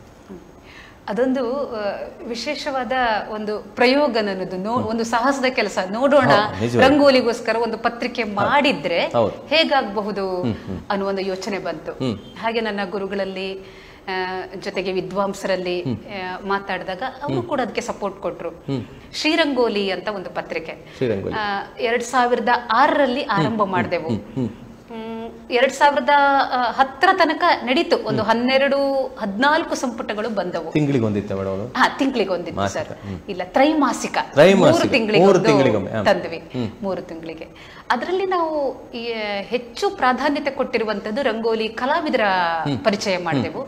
ಜೊತೆಗೆ ಸಾಂಪ್ರದಾಯಿಕ ರಂಗೋಲಿ, ಗ್ರಾಮೀಣ ಭಾಗದಲ್ಲಿ ಹೇಗೆ ರಂಗೋಲಿ ಇವತ್ತು ಇದೆ ಅನ್ನೋದರ ಪರಿಚಯ, ಜೊತೆಗೆ ಬುಡಕಟ್ಟು ಜನಸಮುದಾಯದಲ್ಲಿ ಹಸೆ ಬರೀತಾರೆ, ಹಲಿ ಬರೀತಾರೆ, ಗೋಡೆ ಮೇಲೆ ಚಿತ್ರವನ್ನ ಬರೀತಾರೆ, ಜೊತೆಗೆ ಪೌರೋಹಿತ್ಯದಲ್ಲಿ ಮಂಡಲವನ್ನ ಧಾರ್ಮಿಕ ನೆರೆಗಟ್ಟಿನಲ್ಲಿ ಬಿಡಿಸುವಂತಹದ್ದು, ಅವೆಲ್ಲವನ್ನ ರಂಗೋಲಿಯ ಪ್ರಕಾರಗಳು, ರಂಗೋಲಿಯ ಕಲಾವಿದರ ಪರಿಚಯ, ಜೊತೆಗೆ ಈ ನಮ್ಮ ಕರ್ನಾಟಕದ ಬೇರೆ ಬೇರೆ ಜಿಲ್ಲೆಗಳಲ್ಲಿ ರಂಗೋಲಿ ಸ್ಪರ್ಧೆ ಆಗತ್ತೆ, ಅದರ ಮಾಹಿತಿಯನ್ನು ಕೊಡುವಂತಹ ಒಂದು ಉದ್ದೇಶ ಆಗಿತ್ತು. ಅದು ಭಾರತದ ಪ್ರಪ್ರಥಮವಾಗಿ ರಂಗೋಲಿಯಲ್ಲಿ ಬಂದಂತಹ ಪತ್ರಿಕೆ. ಒಂದು ಪತ್ರಿಕೆ. ರಂಗೋಲಿಗೆ ಪತ್ರಿಕೆ ಇರಲಿಲ್ಲ. ಇಲ್ಲ. ರಂಗೋಲಿ ಸಾಧಕರಿಗಾಗಿ, ಅದೇ ರೀತಿ ರಂಗೋಲಿ ಕಲಿಯೋರಿಗಾಗಿ, ಅದೇ ರೀತಿ ಅದರ ಬಗ್ಗೆ ತಿಳಿಯುವಂತ ಆಸಕ್ತಿ ಉಳ್ಳವರಿಗಾಗಿರುವಂತ ಪತ್ರಿಕೆ. ಅದು ಅಂದ್ರೆ ಎಷ್ಟು, ನೀವು ಹೇಳಿದಾಗ ಎಷ್ಟು ವರ್ಷ ನಡೀತು ಮೇಡಮ್? ಒಂದು 5-6 ವರ್ಷ ನಡೀತು. 2006ರಿಂದ 2010-11 ತನಕ ವರ್ಷಕ್ಕೊಂದು 4 ಪುಸ್ತಕ ಬರ್ತಿತ್ತು. 12 ವರ್ಷಕ್ಕೆ 4. ನನಗೇನು ಯೋಚನೆ ಇತ್ತು ಅಂತಂದ್ರೆ, ಎಲ್ಲದಕ್ಕೂ ಕೂಡ ಒಂದು ಮಾಧ್ಯಮದಲ್ಲಿ ಇದೆ, ಏನು ವೇದಿಕೆ ಇದೆ, ರಂಗೋಲಿ ಕಲೆಗೆ ಯಾಕೆ ಬರಬಾರದು, ಯಾಕೆ ತರಬಾರದು? ಯಾಕಂದ್ರೆ ನೀವು ಅದೇ ಕ್ಷೇತ್ರದಲ್ಲಿ ಇದ್ದ ಕಾರಣ ಅದೇ ಕ್ಷೇತ್ರದಲ್ಲಿ ಇರುವುದನ್ನ ನಾವು ಬೇರೆ ಬೇರೆ ಯೋಚನೆಗಳು ಬರ್ತಾ ಇರತ್ತೆ, ರಂಗೋಲಿಗೆ ಯಾಕೆ ಅಪ್ಲೈ ಮಾಡ್ಕೊಳ್ಬಾರ್ದು ಇದನ್ನ. ಹೌದು, ಖಂಡಿತ. ಅದೇ ರೀತಿ ಮೇಡಮ್, ತಾವು ಕ್ಯಾನ್ವಾಸ್ ಮೇಲೆ ರಂಗೋಲಿ ಬಿಡಿಸಿ ಹೊಸ ಪ್ರಯೋಗವನ್ನ ಮಾಡಿದ್ರಿ, ಅದರ ಬಗ್ಗೆ ಒಂದೆರಡು ಮಾತು ಮೇಡಮ್. ನೆಲದಲ್ಲಿ ರಂಗೋಲಿ ಬಿಡಿಸಿದಾಗ ಮತ್ತೆ ಕೂಡಲೇ ಅಳಿಸಿ ಬಿಡೋದು, ಹಾಗೆ ನಿತ್ಯ ಬೆಳಿಗ್ಗೆ ಅಂಗಳದಲ್ಲಿ ನಮ್ಮ ಹಳ್ಳಿಯವರು ಬಿಡಿಸಿದಂತಹ ರಂಗೋಲಿ ಅದು ಕೂಡ ಸಂಜೆ ಆಗುವಾಗ ಅಳಿಸಿ ಹೋಗ್ಬಿಡತ್ತೆ. ಮತ್ತೆ ಕಾಗದದಲ್ಲಿ ಬಿಡಿಸಿದ ರಂಗೋಲಿ ಅದೊಂದು ರೀತಿಯಲ್ಲಿ ಇರತ್ತೆ. ಯಾಕೆ ಇದನ್ನ ಪೇಂಟಿಂಗ್ ನಲ್ಲಿ ತರಬಾರದು ಅನ್ನುವಂಥದ್ದು. ಕ್ಯಾನ್ವಾಸ್ ಮೇಲೆ ಗೋಂದು, ಮಣ್ಣು. ಒಬ್ರು ಕರೆ ಮಾಡಿದ್ರು ಮೇಡಮ್, ಈ ಮಾತನ್ನ ಮತ್ತೆ ಮುಂದುವರಿಸೋಣ. ಯಾರು ಅಂತ ನೋಡೋಣ. ಹಲೋ, ನಮಸ್ತೆ. ನಮಸ್ತೆ, ನಿಮಗೆ ಕಲಾಂತರಂಗ ಕಾರ್ಯಕ್ರಮಕ್ಕೆ ಸ್ವಾಗತ ಮೇಡಮ್. Thank you. ನಿಮ್ಮ ಆತ್ಮೀಯರಿದ್ದಾರೆ, ಭಾರತಿ ಮರವಂತೆ ಮೇಡಮ್ ಅವರಿದ್ದಾರೆ, ಅವರೊಂದಿಗೆ ಮಾತಾಡಿ. ನೀವು ಯಾರು ಅಂತ ಹೇಳಬೇಡಿ, ಅವ್ರಿಗೆ ಗೊತ್ತಾಗ್ಬೋದು. ಖಂಡಿತ ಅವರ ಬಗ್ಗೆ ಒಂದೆರಡು ಮಾತು ಮೇಡಮ್. ನಮಸ್ತೆ, ಭಾರತಿ ಮರವಂತೆ ಮೇಡಮ್ ಅವ್ರಿಗೆ. ನಮಸ್ತೆ ಮೇಡಮ್. ರಂಗೋಲಿ PhD ಪಡೆದು ನೀರಿನಲ್ಲಿ ರಂಗೋಲಿ ಬಿಡಿಸಿ 76 ನಿಮಿಷದಲ್ಲಿ 76 ರಾಷ್ಟ್ರ ಧ್ವಜವನ್ನ ಬಿಡಿಸಿ ವಿಶ್ವ ದಾಖಲೆ ನಿರ್ಮಿಸಿದ ನಿಮ್ಗೆ ಮತ್ತೊಮ್ಮೆ ಹೃತ್ಪೂರ್ವಕವಾದ ಅಭಿನಂದನೆಗಳು ನಂದು. ಮೇಡಮ್ ನಮಸ್ತೆ. ಗೊತ್ತಾಯ್ತಾ? ಮಾತಾಡಿ. ನಮ್ಮ ಮರವಂತೆ ಕಲಶಪಾಯಿರವರು, ಗೊತ್ತಾಗ್ದೆ ಹೇಗಾಗತ್ತೆ ಅಂತ. ಅವರು ಮರವಂತೆ, ನೀವು ಮರವಂತೆ, ಯಾರಿರ್ಬೋದು? ಮರವಂತೆ ಶಯದೇವಿ ಸುತೆ. ಗೊತ್ತಾಯ್ತಾ? ಗೊತ್ತಾಯ್ತು. ಆರಂಭದಲ್ಲಿ ಗೊತ್ತಾಗಿಲ್ಲ ನನಗೆ. ಹೌದಲ್ಲ, ನಾವು ಕ್ಲೂ ಕೊಟ್ಟ ಮೇಲೆ ಗೊತ್ತಾಯ್ತು. ಹೌದಲ್ಲ, ತುಂಬಾ ಖುಷಿ ಆಯ್ತು ಮೇಡಮ್. ನಿಮ್ಮ ಈ ಒಂದು ಇಂಟರ್ವ್ಯೂ ಅಲ್ಲಿ ಅವರು ತುಂಬಾ ಚೆನ್ನಾಗಿ ಇದ್ ಮಾಡ್ತಾ ಇದಾರೆ ಅಂತ ಗೊತ್ತಾಯ್ತು. ಖುಷಿ ಆಯ್ತು ತುಂಬಾ. ಒಂದೇ ಮಾತಲ್ಲಿ ಒಂದೇ ಮಾತಲ್ಲಿ ಅವ್ರು ಕಂಡು ಹುಡುಕಿ ಬಿಟ್ರು ನೋಡಿ ಹೆಸರನ್ನ. ಮೇಡಮ್ ನಿಮ್ಮ ಧ್ವನಿ ಗೊತ್ತಾಗದೇ ಇರತ್ತ. ಹೌದು, ಮತ್ತೆ ಮರವಂತೆ ಅಂತಲ್ಲ ಮೇಡಮ್, ಮರವಂತೆ ಅಂದ ಕೂಡ ಊರಿನ ಹೌದು ಪವರ್ ಅದು, ಕವಯಿತ್ರಿ. ಒಂದು ಮಾತು ಸರ್ ನಂದು ಸಂದರ್ಶಕರಿಗೆ, ನಾನು ಒಂದು ಸಾಧಾರಣವಾಗಿ ಅವರ ಪರಿಚಯ ನನಗಾಗಿದ್ದು ಅವರು ಮರವಂತೆ ಅನ್ನೋ ಒಂದು ನಗರದಲ್ಲಿ, ಅಂದ್ರೆ ಆ ಒಂದು ಪ್ರದೇಶದಲ್ಲಿ ಯಾರು ಕೂಡ ಒಂದು ರಾಜ್ಯ ಮಟ್ಟದ ಜಾನಪದ ಒಂದು ಇದ್ ಮಾಡಿದ್ರು, ಒಂದು ಜನಪದ ಅಂತ ಹೇಳಿ, ಜಲ ಜಾನಪದ ಅಂತ ಹೇಳಿ ಒಂದು ಕಾರ್ಯಕ್ರಮ ಮಾಡಿದ್ರು. ಅದನ್ನ ನಮ್ಗೆ ಅದು ನಮ್ಮ ಮರವಂತೆಯಲ್ಲಿ ಅದು ಹಿಸ್ಟ್ರಿ, ಅದು ಒಂದು ರೀತಿ ಅವರು ಒಂದು ದಾಖಲೆ ನಿರ್ಮಿಸಿದ ಹಾಗೆ. ಯಾಕಂತ ಹೇಳಿದ್ರೆ ಎಷ್ಟೋ ಜನರಿಗೆ ಹಿಂದಿನ ಜನಪದ ಕಲೆ ಪೂರ್ವಜರು ಏನೇನ್ ಮಾಡ್ಕೊಂಡು ಬಂದಿದ್ದಾರೆ ಅದು ಯಾವ್ದು ಗೊತ್ತಿರ್ಲಿಲ್ಲ. ಆ ವೇದಿಕೆಯಲ್ಲಿ ಅವು ಎಲ್ಲವನ್ನ ತೋರಿಸುವಂತಹ ಒಂದು ಪ್ರದರ್ಶನವನ್ನ, ಎಲ್ಲಾ ಕಲೆಗಳನ್ನ, ಅಂದ್ರೆ ಯಾವುದೇ ಒಂದು ಜಾನಪದ ಕಲೆ ಆಗಿರ್ಬೋದು, ಆ ಕಲಾ ಪ್ರದರ್ಶನವನ್ನ ಆ ಒಂದು ವೇದಿಕೆ ಮೇಲೆ, ಅದು ನದಿ ಒಂದ್ ಕಡೆ ಸಮುದ್ರ ಒಂದ್ ಕಡೆ ಇರುವಂತಹ ಒಂದು ಜಾಗದಲ್ಲಿ ಅದ್ಭುತವಾದಂತಹ ಒಂದು ಕಾರ್ಯಕ್ರಮವನ್ನ ಅವರ ಒಂದು ನೇತೃತ್ವದಲ್ಲಿ ಆಗಿದ್ದು ತುಂಬಾ ಹೆಮ್ಮೆಯ ವಿಷಯ. ಜೊತೆಗೆ ನಾನು ಅವರನ್ನ ಒಂದು ಅದು ಹೇಳ್ತಾರಲ್ಲ, ಒಂದು ಕಲಾ ಸರಸ್ವತಿಗೆ ಇನ್ನೊಂದು ಕಲಾ ಸರಸ್ವತಿ ಕೊಡುವಂತಹ ಗೌರವ ಆಗಿರ್ಬಹುದು, ಅದು ಅಷ್ಟು ಮಾತ್ರಕ್ಕೆ ಸೀಮಿತ ಆಗಿತ್ತು. ಆದ್ರೆ ಮೊನ್ನೆ ಒಂದು ಕೋಟದಲ್ಲಿ ಒಂದು ಕಾರ್ಯಕ್ರಮ ಆದಾಗ, ಸಾಹಿತ್ಯ ಸಮ್ಮೇಳನ ಆದಾಗ ಅವರು ನನಗೆ ಅಲ್ಲಿ ಸಿಕ್ಕಿದ್ರು. ಮತ್ತೊಮ್ಮೆ ಸಿಕ್ಕಿದಾಗ ಅವರು ಒಂದೇ ಮಾತು ಹೇಳಿದ್ರು, ನೀವು ಮರುವಂತೆ ಆಸ್ಪೆಕ್ಟ್ ಅಂತ ನನ್ಗೂ ಕೂಡ ಹೇಳಿದ್ರು. ನಾನು ನಿಮ್ಮನ್ನ ಯಾವ್ದೇ ಕಾರಣಕ್ಕೂ ಇಲ್ಲಿ ಬಿಟ್ಟು ಹೋಗುವಾಗಿಲ್ಲ, ನಾನೇ ನಿಮ್ ಜೊತೆ ಕರ್ಕೊಂಡೋಗಿ ಮರುವಂತೆಯಲ್ಲಿ ನಿಮ್ ಮನೆ ತನಕ ಬಿಡ್ತೀನಿ ಅಂತ ಹೇಳಿ ಆ ಒಂದು ಸಹೋದರ ಭಾವನೆ, ಸಹೋದರತ್ವ ಏನಿದೆ ಅಥವಾ ಸಹೋದರಿಯರ ಒಂದು ಏನು ಒಡನಾಟ ಇದೆ ಅದನ್ನ ತೋರ್ಸ್ಕೊಂಡು ಬಂದಿದ್ದಾರೆ. ಅದಕ್ಕೆ ನನ್ ದೊಡ್ಡ ಸಲ್ಯೂಟ್ ಇದೆ. ಹಾಗಾಗಿ ಇವತ್ತಿನ ತನಕ ನಾನು ಅವರನ್ನ ಮೇಡಮ್ ಅಂತ ಕರೆಯದೆ ಈಗ ಸಹೋದರಿ ಅಂತ ಹೇಳಿ ನಾನು ಟ್ರೀಟ್ ಮಾಡ್ತಾ ಇದ್ದೇನೆ ಅದಕ್ಕೋಸ್ಕರ. ಹಾಗಾಗಿ ಅವರಿಗೆ ಅವರ ಬಗ್ಗೆ ಹೇಳಿಕ್ಕೆ ತುಂಬಾ ವಿಷಯಗಳಿದೆ, ತುಂಬಾ ಅದು ಪದಗಳಿಗೆ ಸಿಲುಕದಂತಹ ಒಂದು ಅದ್ಭುತ ಪ್ರತಿಭೆ, ಕಲಾ ಸರಸ್ವತಿಯ ಪುತ್ರಿ ಅಂತ ಹೇಳ್ಬಹುದು. ಖಂಡಿತ ಮೇಡಮ್, ಬಹಳ ಹೌದು ಮೇಡಮ್, ಬಹಳ ಖುಷಿ ಆಯ್ತು ತಮ್ಮೊಂದಿಗೆ ಮಾತಾಡಿ. ಬಹಳಷ್ಟು ವಿಷಯಗಳನ್ನ ತಿಳಿಸಿದ್ರಿ, ಅದ್ರ ತಮ್ಮ ಅನುಭವವನ್ನ ಹಂಚಿಕೊಂಡ್ರಿ, ತಮ್ಮೊಂದಿಗೆ ಅವರೊಂದಿಗೆ ನಿಮ್ಮ ಅನುಭವವನ್ನ ಹಂಚಿಕೊಂಡ್ರಿ. ಬಹಳ ಖುಷಿ ಆಯ್ತು ಮೇಡಮ್. ನಿಮಗೆ ನಮ್ಮ ಚಾನೆಲ್ ಪರವಾಗಿ ಪ್ರೀತಿಯ ಧನ್ಯವಾದಗಳು madam. Thank you so much once again. Thank you. Congratulations, madam. All the very best for your bright future. Thank you. Thank you, thank you. Madam, canvas ಮೇಲೆ ಅದನ್ನ ನಾವು ಹೇಳ್ತಿದ್ರಿ, ಕ್ಯಾನ್ವಾಸ್ ತೆಗೆದು ಆನಂತರ ಏನ್ ಮಾಡೋದು? ಕ್ಯಾನ್ವಾಸ್ ನಲ್ಲಿ ಬೇರೆ ಪೇಂಟಿಂಗ್ ಮಾಡ್ತಾರಲ್ಲ, ಹಾಗೆ ರಂಗೋಲಿಯನ್ನ ಅದರಲ್ಲಿ ತರುವಂತಹ ಪ್ರಯತ್ನ ಮಾಡಿರುವಂತಹದ್ದು. ಅದಕ್ಕೆ ಬಳಸಿದಂತಹ ಟೂಲ್ಸ್ ಏನು ಅಂತಂದ್ರೆ, ಪರಿಕರಗಳು ಏನು ಅಂತಂದ್ರೆ, ಗೋಂದು, ರಂಗೋಲಿ ಪುಡಿ ಮತ್ತೆ ಮಣ್ಣು, ಅದೆಲ್ಲವನ್ನ ಇದು ಗೋಂದಿನಲ್ಲಿ ಮಿಕ್ಸ್ ಮಾಡಿ ಮತ್ತೆ ಪೇಂಟಿಂಗ್ ನಲ್ಲಿ ತಂದಿರುವಂತಹದ್ದು. ಅದು ಉಡುಪಿಯಲ್ಲೇ ಅದು ಮಠದಲ್ಲಿ, ಶ್ರೀಕೃಷ್ಣ ಮಠದಲ್ಲಿ, ಶ್ರೀಕೃಷ್ಣನ ಕ್ಷೇತ್ರದಲ್ಲಿಯೇ ಅದು ಪ್ರದರ್ಶನ ಆಯ್ತು. ಹೌದು. ಜೊತೆಗೆ ಅಷ್ಟೇ ಅಲ್ಲ, ಬೇರೆ ಬೇರೆ ಮ್ಯೂಸಿಯಂಗಳಲ್ಲಿಯೂ ಕೂಡ ಅದನ್ನ ಖರೀದಿಸಿ ಇಟ್ಟಿದ್ದಾರೆ. ಹೌದು. ಅದೇ ರೀತಿ ಮೇಡಮ್, ನೀವು ರಂಗೋಲಿ ಕಲೆಯಲ್ಲಿ ಒಂದು ವಿಶ್ವ ದಾಖಲೆಯನ್ನು ಮಾಡಿದ್ರಿ. ಆ ವಿಶ್ವ ದಾಖಲೆ ಮಾಡಿದ್ದು ಎಲ್ಲಿ ಮತ್ತೆ ಅದರ ಬಗ್ಗೆ ಒಂದು ತಿಳಿಸಿ ಮೇಡಮ್. ಅದೊಂದು ನಿಜವಾಗಿ ಹೆಮ್ಮೆ ತರುವಂತ ವಿಷಯ. ಈ ರಂಗೋಲಿ ಕಲೆಯನ್ನು ಇಟ್ಕೊಂಡು ಒಂದು ವಿಶ್ವ ದಾಖಲೆ ಮಾಡೋದ್ರೆ ಅದು ಯಾವ ರೀತಿಯ ವಿಶ್ವ ದಾಖಲೆ, ಅಂದ್ರೆ ಎಷ್ಟು ಬೃಹತ್ ಗಾತ್ರದಲ್ಲಿಯೋ ಅಥವಾ ಯಾವ ರೀತಿ ನಮ್ಗೆ ಅದನ್ನ ತಿಳಿಸಿ ಮೇಡಮ್. ಖಂಡಿತ ಅದು ತಮಿಳ್ನಾಡು, ಅದೊಂದು ಹೊಸ ಅವಕಾಶ ನನಗೆ ಬಂದಿರುವಂತಹದ್ದು. ತಮಿಳ್ನಾಡಿನಲ್ಲಿ ಅವರು 2 ಅವಕಾಶ ಕೊಟ್ಟಿದ್ರು. ಒಂದೇ ಅಲ್ಲಿ ಹೋಗಿ ನಾವು ರಂಗೋಲಿ ಬಿಡಿಸಬಹುದು, ಇಲ್ಲ ಅಂತಂದ್ರೆ ಆನ್ಲೈನ್ ಅಲ್ಲಿ ಮಾಡಬಹುದು. ಆನ್ಲೈನ್ ಅಲ್ಲಿ ಅಂದ್ರೆ ಅಲ್ಲಿ ಸ್ಟಾರ್ಟ್ ಆಗುವ ಸಂದರ್ಭದಲ್ಲಿಯೇ ನಾವಿಲ್ಲಿ ಆಡಿಯೋ ವಿಡಿಯೋ 2 ಕೂಡ. ಹೌದು, ಅದಕ್ಕೆ ಸಮಯ ಸೆಟ್ ಮಾಡ್ಕೊಳ್ಬೇಕು. ಮತ್ತೆ ಕೊರೋನಾದ ಸಮಸ್ಯೆ ಎಲ್ಲ ಇತ್ತು ಆ ಸಂದರ್ಭದಲ್ಲಿ, ಹಾಗಾಗಿ ನಾವು ಆನ್ಲೈನ್ ಅಲ್ಲೇ ನಾನು ಚೂಸ್ ಮಾಡ್ಕೊಂಡೆ. ಅವರ ಕೊಟ್ಟಂತ ಚಾಲೆಂಜ್ ಏನು ಅಂದ್ರೆ 76 ನಿಮಿಷಗಳಲ್ಲಿ 76 ರಾಷ್ಟ್ರಧ್ವಜವನ್ನ, ಭಾರತದ ರಾಷ್ಟ್ರಧ್ವಜ ಬಿಡಿಸಬೇಕು. 76 ಭಾರತದ ರಾಷ್ಟ್ರಧ್ವಜವನ್ನ 76 ನಿಮಿಷದಲ್ಲಿ ಬಿಡಿಸಬೇಕು. ಅದು ರಾಷ್ಟ್ರಧ್ವಜ ಬಿಡಿಸುವಂತ ಸುಲಭ, ಆದ್ರೆ ರಂಗೋಲಿ ಪುಡಿಗಳ ಮೂಲಕ ಬಿಡಿಸಬೇಕು. ಜೊತೆಗೆ ಅದಕ್ಕೊಂದು ನಿರ್ದಿಷ್ಟವಾದ ಅನುಪಾತ ಇದೆ. ಧ್ವಜ ಹೀಗೆ ಇರ್ಬೇಕು ಅಂತ, ಅದನ್ನ ಸೈಜ್ ಅದೇ ರೀತಿ, ಹೌದು ಒಂದೇ ಸೈಜ್ ಇರ್ಬೇಕು. ಮತ್ತೆ ಇದು ಮಧ್ಯದ ಚಕ್ರ ಇರ್ಬೋದು, ಅಶೋಕ ಚಕ್ರ 24 ಗೆರೆಯೇ ಇರ್ಬೇಕು.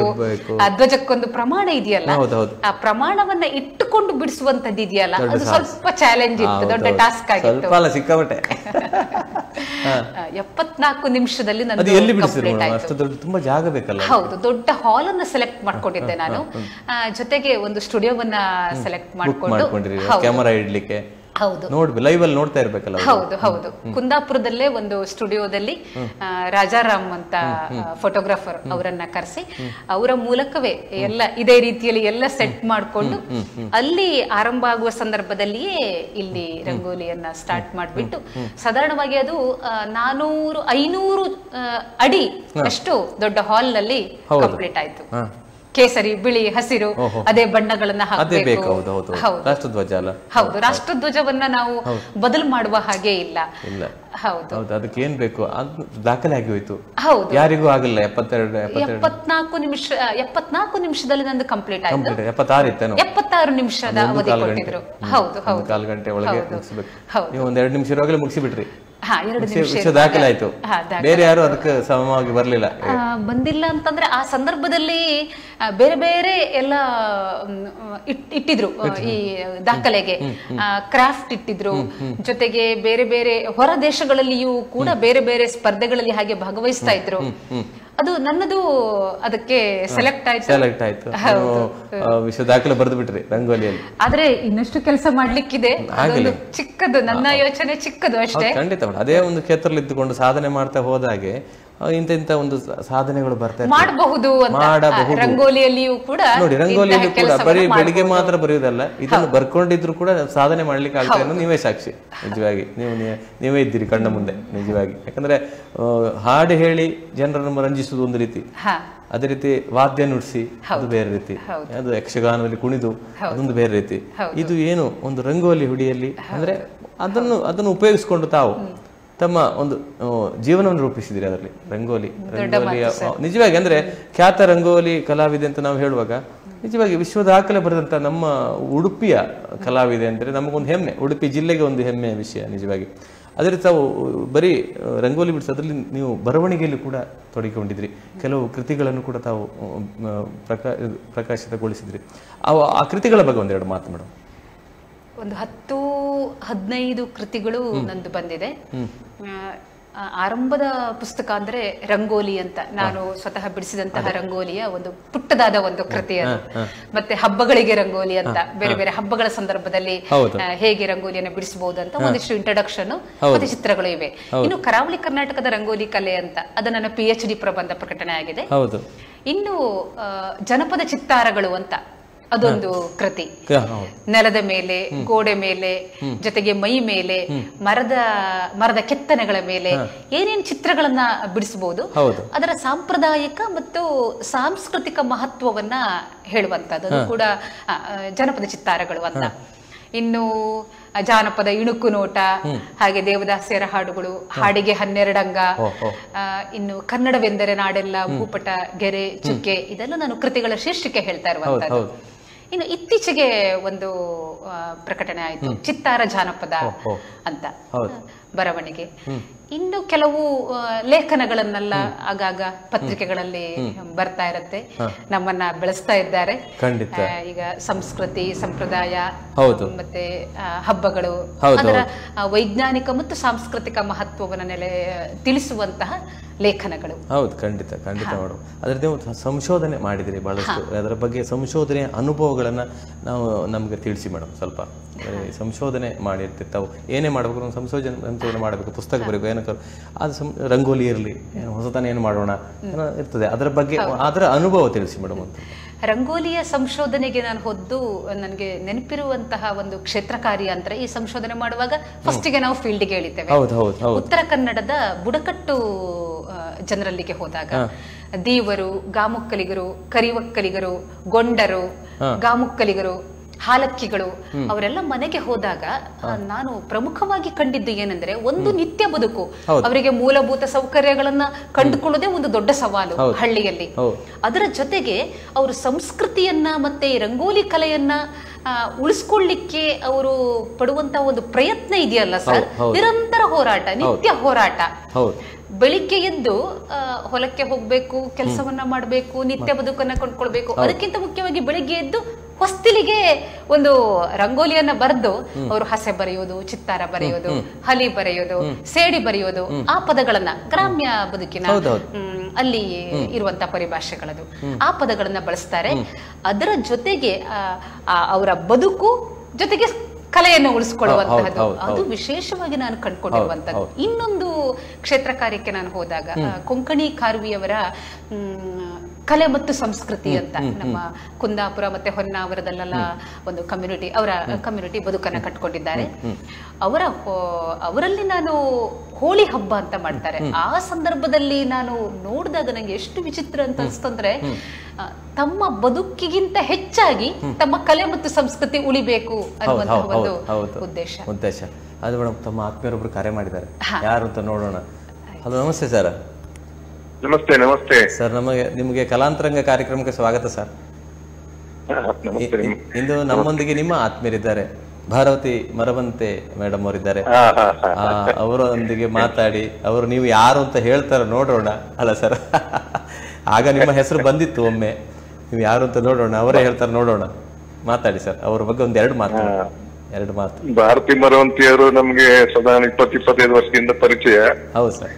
ಅವರು ನಮ್ಮ ಕುಂದಪ್ರಭದಲ್ಲಿ ಸಾಧಾರಣ ನಿರಂತರವಾಗಿ ರಂಗೋಲಿಯನ್ನ ಬರೆದು ರಂಗೋಲಿ ಬಗ್ಗೆ ಒಂದು ಹೊಸ ಬೆಳಕನ್ನು ತಂದವರು, ಯುವಕರಿಗೆ ಯುವತಿಯರಿಗೆಲ್ಲ ರಂಗೋಲಿ ಬಗ್ಗೆ ಒಂದು ಆಸಕ್ತಿಯನ್ನು ಮೂಡಿಸಿದವರು, ರಂಗೋಲಿ ಹೇಗೆ ಬರಿಬೇಕು, ಅದನ್ನ ಬಣ್ಣ ಹೇಗೆ ತುಂಬಬೇಕಂತ ಹೇಳಿಕೊಟ್ಟವರು. ಆಮೇಲೆ ರಂಗೋಲಿಯಲ್ಲಿ ಅವರ ಒಂದು ಬೆಳವಣಿಗೆ ಹೇಗಾಯ್ತಂದ್ರೆ, ಅದರಲ್ಲಿ ರಂಗೋಲಿಯಲ್ಲಿ ಅವರು PhD ಸಹ ಮಾಡಿದವರು. ಕುಂದಾಪುರದಲ್ಲಿ ನಾವು ರಾಜ್ಯ ಮಟ್ಟದ ರಂಗೋಲಿ ಸ್ಪರ್ಧೆ ಮಾಡಿದಾಗ ನಮ್ಮ ಕಲಾಮಂದಿರದಲ್ಲಿ, ಅದು ನಮ್ಮ ರಾಜ್ಯದಲ್ಲಿ ಅತಿ ದೊಡ್ಡ ಒಂದು ರಂಗೋಲಿಯನ್ನ ನಮ್ಮ ಕುಂದಾಪುರದ ಬೋರ್ಡ್ ಹೈಸ್ಕೂಲ್ ನ ಕಲಾಮಂದಿರದಲ್ಲಿ ಮಾಡಿ, ಅದು ಸಾವಿರಾರು ಮಂದಿ ಅದು ನೋಡುವಾಗ ಮಾಡಿದ್ರು. ಅದೇ ದಿವಸ ಸುಮಾರು 10,000 ಮನೆಗಳಲ್ಲಿ ನಮ್ಮ ರಂಗೋಲಿಯ ಒಂದು ಪ್ರದರ್ಶನ ಸಾರ್ವಜನಿಕರು ಮಾಡಿದ್ರು. ಬೇರೆ ಬೇರೆ ಕಡೆ ತಾಲೂಕಿನಲ್ಲಿ ಮತ್ತು ಕುಂದಾಪುರದ ಕುಂದಾಪುರದ ಬೀದಿಯನ್ನ ಒಂದು ಬೀದಿಯನ್ನ ಪೂರ್ಣ ಬಂದ್ ಮಾಡಿಸಿ ಇಡೀ ರಸ್ತೆ ಮತ್ತು ಬೀದಿಗಳಲ್ಲಿ ಸಹ ರಂಗೋಲಿ ಅವರ ಒಂದು ಮಾರ್ಗದರ್ಶನ ಮೂಲಕ ಮಾಡಿತ್ತು. ಆಮೇಲೆ ನಮ್ಮ ಆನೆಗುಡ್ಡಿಯಲ್ಲಿ ನಾವೊಂದು ರಾಜ್ಯ ಮಟ್ಟದ ರಂಗೋಲಿ ಸ್ಪರ್ಧೆ ಮಾಡಿತ್ತು. ಅದರಲ್ಲಿ ಬಹಳ ಮಂದಿ, 100 ಮಂದಿ ರಂಗೋಲಿ, ಚಿಕ್ಕವರು ದೊಡ್ಡವರು ಮತ್ತೆ ಹಿರಿಯರು ಎಲ್ಲರೂ ಭಾಗವಹಿಸಿದ್ರು. ಆ ಸಂದರ್ಭದಲ್ಲಿ ಸಹ ಅವರು ದೇವಸ್ಥಾನದ ಮುಂದೆ ಒಂದು ಅತ್ಯುತ್ತಮವಾದ ರಂಗೋಲಿಯನ್ನು ಬಿಡಿಸಿ, ರಂಗೋಲಿಯನ್ನ ಯಾವ ರೀತಿ ಸರಳವಾಗಿ, ಸುಲಭವಾಗಿ ಮತ್ತು ಅಂದವಾಗಿ ಬಿಡಿಸಬಹುದು ಅಂತ ತೋರಿಸ್ಕೊಟ್ಟವರು. ಹಾಗಾಗಿ ರಂಗೋಲಿ ಅಂತ ಹೇಳಿದ್ರೆ ಭಾರತಿ ಮರುವಂತೆ ಅಂದ್ರೆ ರಂಗೋಲಿ ಅಂತ ಹೇಳುವ ಒಂದು ಭಾವನೆ ಹುಟ್ಟಿದವರು. ನಮ್ಮ ಇಡೀ ದೇಶಕ್ಕೆ, ಒಂದು ರಾಜ್ಯಕ್ಕೆ ಮಾತ್ರ ಅಲ್ಲ, ದೇಶದಲ್ಲಿ ಒಂದು ಕೀರ್ತಿ ನಮ್ಮ ಕುಂದಾಪುರಕ್ಕೆ ತಂದಿದ್ದಾರೆ. ಮತ್ತೆ ಅವರು ರಂಗೋಲಿ ಮಾತ್ರ ಅಲ್ಲ, ಜಾನಪದ ವಿಷಯದಲ್ಲೂ ಸೇವೆ ಸಲ್ಲಿಸಿದ್ದಾರೆ. ಅವರ ಗುರು ನಮ್ಮ ಕನ್ರಾಡಿ ವಾದರಾಜ್ ಭಟ್ ಅವರ ಸಹಕಾರ ಮಾರ್ಗದರ್ಶನದಿಂದ ತುಂಬಾ ರೀತಿಯ ಸಂಶೋಧನೆಗಳನ್ನು ನಮ್ಮ ಗ್ರಾಮಗಳಲ್ಲಿ ಮಾಡಿದ್ರು. ಆಮೇಲೆ ಒಳ್ಳೆಯ ಸಂಘಟಕರು, ತುಂಬಾ ಕಾರ್ಯಕ್ರಮಗಳನ್ನು ಸಹ ಬಹಳ ಸಂಘಟನೆ ಮಾಡಿದ್ದಾರೆ. ಅವ್ರ ಬಗ್ಗೆ ಹೇಳ್ತಾ ಹೋದ್ರೆ ನಿಮ್ಗೆ ನಾನು ಸಂಜೆ ತನಕ ಹೇಳ್ಬೋದು, ಅಷ್ಟು ವಿಷಯ ಇದೆ. ಖಂಡಿತ ಸರ್, ಖಂಡಿತ. ಬಹಳ ಖುಷಿ ಆಯ್ತು ಸರ್ ತಮ್ಮೊಂದಿಗೆ ಮಾತಾಡಿ. ಉತ್ತಮವಾದ ಮಾಹಿತಿಯನ್ನು ನಮ್ಗೆ ನೀಡಿದ್ರಿ. ಅವ್ರ ಬಗ್ಗೆ ಬಹಳ ಖುಷಿ ಆಯ್ತು. ಆಗ್ಲೂ ಕೂಡ ನಿಮ್ಮ ಹೆಸರು ಹೇಳಿದ್ರು ಅವರು, ಶೆಣೆ ಸರ್ ಅವರು. ನಿರಂತರವಾಗಿ ಕುಂದಪ್ರಭದಲ್ಲಿ ರಂಗೋಲಿಯ ವಿನ್ಯಾಸಗಳನ್ನ ಪ್ರಕಟಣೆ ಮಾಡಿ ಪ್ರೋತ್ಸಾಹ ಕೊಟ್ಟವರು. ಖಂಡಿತ ಸರ್, ಆರಂಭದ ದಿನಗಳಲ್ಲಿ. ಹೌದೌದು, ನಿಜವಾಗಿ ಸರ್ ಬಹಳ ಖುಷಿ. ಈಗ ಕೂಡ ಅಷ್ಟೇ, ಏನಾದ್ರೂ ಕಾರ್ಯಕ್ರಮ ಮಾಡುವಾಗ ಶಣೆ ಸರ್ ಹತ್ರ ಹೋಗ್ಬಿಟ್ಟು, ಸರ್ ಏನ್ ಮಾಡೋದು ಅಂತ ಕೇಳಿದ್ರೆ ಸಾಕು, ನಾನಿದ್ದೇನೆ ಮುಂದೆ ಹೋಗುತ್ತಾರೆ. ಸರ್ ನಮಸ್ತೆ ಸರ್. ನಮಸ್ತೆ, ತುಂಬಾ ಖುಷಿ ಆಯ್ತು ನಿಮ್ಮ ಸಂದರ್ಶನ ಆಗ್ತದೆ. ಖಂಡಿತ ಸರ್, ಬಹಳ ಖುಷಿ. ಜನರಿಗೆ ಅದೇ, ನಿಮಗೆ ನಮ್ಮ ಚಾನಲ್ ಪರವಾಗಿ ಪ್ರೀತಿಯ ಧನ್ಯವಾದಗಳು ಸರ್. ಬಹಳ ಖುಷಿ ಆಯ್ತು. Thank you sir. ನಮಸ್ಕಾರ. ನಮಸ್ತೆ ಸರ್. ನಮಸ್ತೆ ಮೇಡಮ್. ತಾವು ಅನುಭವದ ಬಗ್ಗೆ ತಿಳಿಸಿದ್ರಿ, ಸಂಶೋಧನಾ ಅನುಭವದ ಬಗ್ಗೆ ತಿಳಿಸಿದ್ರಿ. ಅದೇ ರೀತಿ ಮೇಡಮ್, ಈ ರಂಗೋಲಿ ಕಲೆ ಶಾಸ್ತ್ರೀಯ ಅಥವಾ ಜಾನಪದ ಕಲೆ ಅಲ್ಲ ಅನ್ನುವಂಥ ಅಪಸ್ವರ ಕೆಲವು ಕಡೆ ಕೇಳ್ತಿದೆ. ಅದು ಯಾವುದೇ ಏನು ಮಾಡಿದ್ರು ಕೂಡ ಅಲ್ಲ ಅಪಸ್ವರಗಳು ಇರುವುದೇ. ಯಾಕಂದ್ರೆ ಎಲ್ಲರೂ ಒಂದೇ ತರ ಇರುವುದಿಲ್ಲ, ಅಪಸ್ವರ ಬಂದೇ ಬರುತ್ತೆ. ಆದ್ರೆ ಈ ರಂಗೋಲಿ ಕಲೆ ಶಾಸ್ತ್ರೀಯ ಅಥವಾ ಜನಪದ ಅಲ್ಲ ಅನ್ನುವಂಥ ಅಪಸ್ವರಕ್ಕೆ ತಾವೇನು ಉತ್ತರ ನೀಡಲಿಕ್ಕೆ ಇಷ್ಟಪಡ್ತೀವಿ? ಸಾಮಾನ್ಯವಾಗಿ ಇದು ಶಾಸ್ತ್ರೀಯ ಮತ್ತೆ ಶಾಸ್ತ್ರೀಯ, ಇದು ಜನಪದ ಕಲೆ ಅಲ್ಲ ಅನ್ನುವಂತಹ ಧ್ವನಿ ಬಂದಿರೋದು ಸಮಾಜದಲ್ಲಿ ಅಲ್ಲ, ಈ ಸಂಶೋಧನೆ ಮಾಡಿರ್ತಾರಲ್ಲ ಅವ್ರ ಕಡೆಯಿಂದ ಬಂದಿರುವಂತದ್ದು. ಒಬ್ರು ಮಾತಾಡ್ತಾ ಹೇಳಿದ್ರು, ಒಂದು ಪ್ರಾಜೆಕ್ಟ್ ಸೆಲೆಕ್ಟ್ ಆಗಿತ್ತು ನಂದು, ಶಾಲಾ ವಿದ್ಯಾರ್ಥಿಗಳಿಗೆ ರಂಗೋಲಿಯನ್ನ ಕಲಿಸುವಂತದ್ದು. ಅಷ್ಟೇ ಅಲ್ಲ, ಬೇರೆ ಎಲ್ಲ ರಂಗೋಲಿ ಪ್ರದರ್ಶನ ಮಾಡುವಾಗ ಇದು ಶಾಸ್ತ್ರೀಯ ಇದು, ಧಾರ್ಮಿಕ ಕಲೆ ಇದು, ಜನಪದ ಅಲ್ಲ ಅಂತ ಹೇಳಿದ್ರು. ನಾನು ಅವರಿಗೆ ಕೊಡುವಂತಹ ಉತ್ತರ ಏನು ಅಂತಂದ್ರೆ, ರಂಗೋಲಿ ಎನ್ನುವಂತಹದ್ದು ರಂಗೋಲಿ ಹಾಕುವಂತಹವರಿರ್ಬೋದು, ಹಳ್ಳಿಯ ಮಹಿಳೆಯರಿರ್ಬೋದು, ಪುರುಷರಿರ್ಬೋದು, ಅಥವಾ ರಂಗೋಲಿ ಹುಟ್ಟಿಕೊಂಡಂತಹ ಒಂದು ಸ್ಥಳ ಇರ್ಬೋದು, ಇದು ಎಲ್ಲಿಯೂ ಅಕ್ಷರ ಕಲ್ತವರಿಂದ ಬಂದಿದ್ದಲ್ಲ. ಇದು ಹಳ್ಳಿಯ ಸಂಸ್ಕೃತಿಯಲ್ಲಿ ಮನೆಯ ಎದುರುಗಡೆ ಅಂಗಳವೇ ಅವರಿಗೆ ವೇದಿಕೆ, ಜೊತೆಗೆ ಮಣ್ಣು, ಪ್ರಕೃತಿಯ ಎಲೆ, ಪುಡಿಗಳು, ಅದೇ ಅವರಿಗೆ ಬಣ್ಣದ ಪುಡಿ, ಕೈ ಬೆರಳೆ ಅವರಿಗೆ ಏನಂದ್ರೆ ಬ್ರಷ್ ಅವರಿಗೆ. ಹಾಗಾಗಿ ಮತ್ತೆ ಅದಕ್ಕೆ ಯಾವುದೇ ಪೂಜೆ ಪುನಸ್ಕಾರ ಯಾವುದು ಕೂಡ ಆಗೋದಿಲ್ಲ ಸರ್. ಹಾಗಾಗಿ ಅದು ಹಳ್ಳಿಯ ಸಂಸ್ಕೃತಿಯಲ್ಲಿ ಹೊರ ಆವರಣದಲ್ಲಿ ಹುಟ್ಟಿಕೊಂಡಂತಹ ಒಂದು ಕಲೆ ಆದ್ರಿಂದ, ಜೊತೆಗೆ ಮನೆ ಎದುರುಗಡೆ ದೇವರ ಎದುರುಗಡೆ ಬಿಡಿಸೋದಾದ್ರೂ ಮಹಿಳೆಯರು ಬಿಡಿಸ್ತಾರೆ. ಇನ್ನೊಂದು ನಾವು ಶಾಸ್ತ್ರೀಯ ಅಂತ ಹೇಳ್ಬೋದು, ಧಾರ್ಮಿಕ ನೆಲೆಗಟ್ಟಿನಲ್ಲಿ ಯಾವುದು ಮಂಡಲಗಳು ಸರ್, ಅದನ್ನ ಇದಕ್ಕೆ ತರ್ಲಿಕ್ಕೆ ಆಗೋದಿಲ್ಲ. ಆದ್ರೆ ರಂಗೋಲಿಯ ಒಂದು ಪ್ರಕಾರ ಅಂತ ನಾವು ಅದನ್ನ ಹುಡಿಯಲ್ಲೇ ಬಿಡಿಸುದು, ಪೂಜೆ ಮಾಡುವಾಗಲೂ ಬಿಡಿಸ್ತಾರೆ ನೋಡಿ ಭಟ್ರು. ಯಾವುದೇ ಒಂದು ಪೂಜೆ ಮಾಡುವಾಗ ಗಣೋಮ ಏನಾದ್ರು ಮಾಡುವ ಅಲ್ಲಿ ಕೆಳಗಡೆ ಶ್ರೀಚಕ್ರ ಎಲ್ಲ ಬಿಡಿಸಿ. ಅದರ ಬಣ್ಣಗಳಿಗೆ ಅರ್ಥ ಇದೆ, ಮತ್ತೆ ಇಂಥವರೇ ಬಿಡಿಸ್ಬೇಕು, ಇಂಥದ್ದೇ ಬಣ್ಣ ಹಾಕ್ಬೇಕು, ಇಂತಹದೇ ಒಂದು ಸ್ಥಳ ಇದೆ, ಜೊತೆಗೆ ಅದಕ್ಕೆ ಪೂಜೆ ಎಲ್ಲ ನಡೀತಾ ಇರುತ್ತೆ. ಆದ್ರೆ ರಂಗೋಲಿಗೆ ಅದೇನು ಕೂಡ ಇಲ್ಲ. ಇಲ್ಲಿ ಜಾತಿ ಭೇದ ಏನಿಲ್ಲ, ಯಾವುದೂ ಇಲ್ಲ, ಎಲ್ಲರೂ ಸಮಾನ. ಇವನು ಕಲ್ತವನೇ ಬಿಡಿಸ್ಬೇಕು ಅಂತ ಯಾರು ಬೇಕಾದ್ರೂ ಬಿಡಿಸ್ಬೋದು. ಅದರಲ್ಲಿ ಬರುವಂತಹದ್ದು ಯಾವುದೇ ಧಾರ್ಮಿಕ ಚೌಕಟ್ಟಲ್ಲಿರುವಂತಹ ವಿನ್ಯಾಸಗಳಲ್ಲ, ಎಲೆಗಳು, ಹೂಗಳು, ಬಳ್ಳಿಗಳು. ಹಳ್ಳಿಯಲ್ಲಿ ಜನರು ಏನ್ ನೋಡಿರ್ತಾರೋ ಅದನ್ನ ತಂದಿರ್ತಾರೆ. ಅಷ್ಟೇ. ಶುದ್ಧ ದೇಸಿ ಕಲೆ ಸರ್, ಅದು ಶುದ್ಧ ದೇಸಿ ಕಲೆ. ಮತ್ತೆ ಅದು ಜಾನಪದ ಕಲೆ, ಅದು ಜಾನಪದ ಕಲೆ. ಯಾಕಂದ್ರೆ ಈ ಜನಪದ ಹಾಡುಗಳು ಕೂಡ ಬಾಯಿಂದ ಬಾಯಿಗೆ ಬಂದಂತ ಹಾಡುಗಳು, ಅದಕ್ಕೆ ಯಾವ ಕವಿಗಳಿಲ್ಲ. ಅದೇ ರೀತಿ ಇದಕ್ಕೂ ಯಾರು ಗುರು ಅಂತಿಲ್ಲ. ಇದು ಒಬ್ಬರಿಂದ ಒಬ್ಬರಿಗೆ ಬಂತು, ತಾಯಿಯಿಂದ ಮಗಳಿಗೆ, ಮಗಳಿಂದ ಮಗಳಿಗೆ, ಹೀಗೆ ಬಂದು ನಮ್ಮ ಸಂಸ್ಕೃತಿಯ ಒಂದು ವಿಭಾಗ, ಒಂದು ಅಂಗವಾಗಿ ಬಿಟ್ಟಿದೆ. ಹೌದು. ಅದೀಗ ಕೆಲವು ಕಡೆ ನಶಿಸಿ ಹೋಗ್ತಾ ಇದೆ, ಕೆಲವು ಕಡೆ ಈಗಿನ ಜನರೇಷನ್ಗೆ ಅದ್ರಲ್ಲಿ ಯಾವುದು ಆಸಕ್ತಿ ಇಲ್ಲ. ಈಗ ನಾವು ಮೊಬೈಲ್ ಅದೆಲ್ಲ ಬಂದು ಎಲ್ಲವೂ ಬಂದು ಎಲ್ಲ ಬ್ಯುಸಿ ಆಗಿಬಿಟ್ಟಿದ್ದೇವೆ. ಒಂದು 10 ಗಂಟೆಗೆ 11 ಗಂಟೆಗೆ ಹೇಳುವಂತ ಪರಿಪಾಠ ಕೆಲವು ಮನೆಗಳಲ್ಲಿ ಇದೆ. ರಾತ್ರಿ ಇಡೀ ಕೆಲಸ ಇರ್ತದೆ, ತಪ್ಪಲ್ಲ. ಆದ್ರೆ ಈ ಹಿಂದಿನ ಪರಿಪಾಠ ಈಗ ಬಹಳಷ್ಟು ಕಡಿಮೆ ಆಗಿದೆ. ಇದ್ರ ಬಗ್ಗೆ ನಿಮ್ಮ ಮಾತೇನು? ಸತ್ಯ ಅಲ್ಲ ಮೇಡಮ್, ಸತ್ಯವಾದ ಮಾತು. ಅಂದ್ರೆ ಹಿಂದೆ ಇದ್ದಷ್ಟು ಆ ರಂಗೋಲಿ ಬಿಡಿಸುವಂತ ಮನೆ ಮುಂದೆ, ನಾನು ಹೇಳುದು ಇದನ್ನು ವೃತ್ತಿಯಾಗಿ ತಗೊಂಡಿದ್ದಾರೆ, ಪ್ರವೃತ್ತಿಯಾಗಿ ತಗೊಂಡವರು ಹಲವರು. ಮನೆ ಮುಂದೆ ಬಿಡಿಸುವಂತ ಪದ್ಧತಿ ಬಹಳ ಕಮ್ಮಿ ಆಗಿದೆ ಅಲ್ಲ ಮೇಡಮ್, ಕಡಿಮೆ ಆಗಿದೆ. ಅದೇ ರೀತಿ ಮೇಡಮ್, ತಾವು ರಾಜ್ಯದ ಒಳಗೆ ಮತ್ತು ಹೊರ ರಾಜ್ಯಗಳಲ್ಲಿ ಕೂಡ ರಂಗೋಲಿಯ ಬಗ್ಗೆ ಉಪನ್ಯಾಸ ನೀಡಿದಿರಿ. ಆ ಉಪನ್ಯಾಸದ ಬಗ್ಗೆ ಒಂದೆರಡು ಮಾತು. ಹೊರ ರಾಜ್ಯಗಳಲ್ಲಿ ಅಂತ ಹೇಳಿದಾಗ ಕೇರಳ, ತಮಿಳುನಾಡು, ಆಂಧ್ರ ಪ್ರದೇಶ ಅಲ್ಲಿ ಎಲ್ಲ ಹೋದಾಗ ಕೆಲವು ಸಂದರ್ಭಗಳಲ್ಲಿ ಕನ್ನಡದಲ್ಲೇ ನಾವು ರಂಗೋಲಿಯ ಬಗ್ಗೆ ಮಾತಾಡಿರುವಂತದ್ದು, ಕೆಲವು ಸಂದರ್ಭದಲ್ಲಿ ಇಂಗ್ಲಿಷ್ ಅಲ್ಲೇ ನಾವು ಪ್ರೆಸೆಂಟ್ ಮಾಡಬೇಕಾಗತ್ತೆ. ನಮ್ಮದ ನೆಲೆಯಲ್ಲಿ ನಾವು ಹೌದು. ಇನ್ನು ರಾಜ್ಯದಲ್ಲಿ ಅಂತ ಹೇಳಿದಾಗ ಅದು ನನಗೆ ಲೆಕ್ಕವೇ ಇಲ್ಲ. ವಿಚಾರಗೋಷ್ಠಿ, ವಿಚಾರ ಸಂಕಿರಣ, ಬಹಳಷ್ಟು ರಂಗೋಲಿಯ ಇತಿಹಾಸ, ಪ್ರಕಾರಗಳು, ಅದರ ವೈಜ್ಞಾನಿಕ ಮತ್ತು ಸಾಂಸ್ಕೃತಿಕ ಮಹತ್ವ ಅವೆಲ್ಲವನ್ನ ಹೇಳುವಂತದ್ದು. ಒಂದು ದೃಷ್ಟಿಯಲ್ಲಿ ಅದು ಚಾಲೆಂಜು ಹೌದು. ಇನ್ನೊಂದು ನಾವು ಒಂದಿಷ್ಟು ಕಲೀಲಿಕ್ಕೆ ಆಗತ್ತೆ, ಓದ್ಲಿಕ್ಕಾಗತ್ತೆ, ಅದರ ಬಗ್ಗೆ ಒಂದಿಷ್ಟು ಮಾಹಿತಿಯನ್ನ ತಿಳ್ಕೊಳ್ಳುವಂತ. ಉಪನ್ಯಾಸ ನೀಡುವಾಗ ನೀವು ಕಲ್ತ್ಕೊಂಡು ಹೋಗ್ಬೇಕಲ್ಲ. ಕಲಿಯದೆ ಯಾವುದೇ ಗುರು ಆದ್ರೂ ಅಷ್ಟೇ, ಒಬ್ಬ ಕಲಿಸ್ತಾರ ಅಂದ ಕೂಡಲೇ ಅವರು ಕಲಿಸ್ತಾ ಅವರು ಕೂಡ ಕಲಿತಾರೆ. ಅವರಲ್ಲಿ ಕೂಡ ಒಂದು ಮೆಚುರಿಟಿ ಬರ್ತದೆ. ಯಾಕಂದ್ರೆ ಅಧ್ಯಾಪಕ ವೃತ್ತಿ ಆದ್ರಿಂದ ಮಾತನಾಡೋದೇನು ಕಷ್ಟ ಅನ್ಸಲ್ಲ.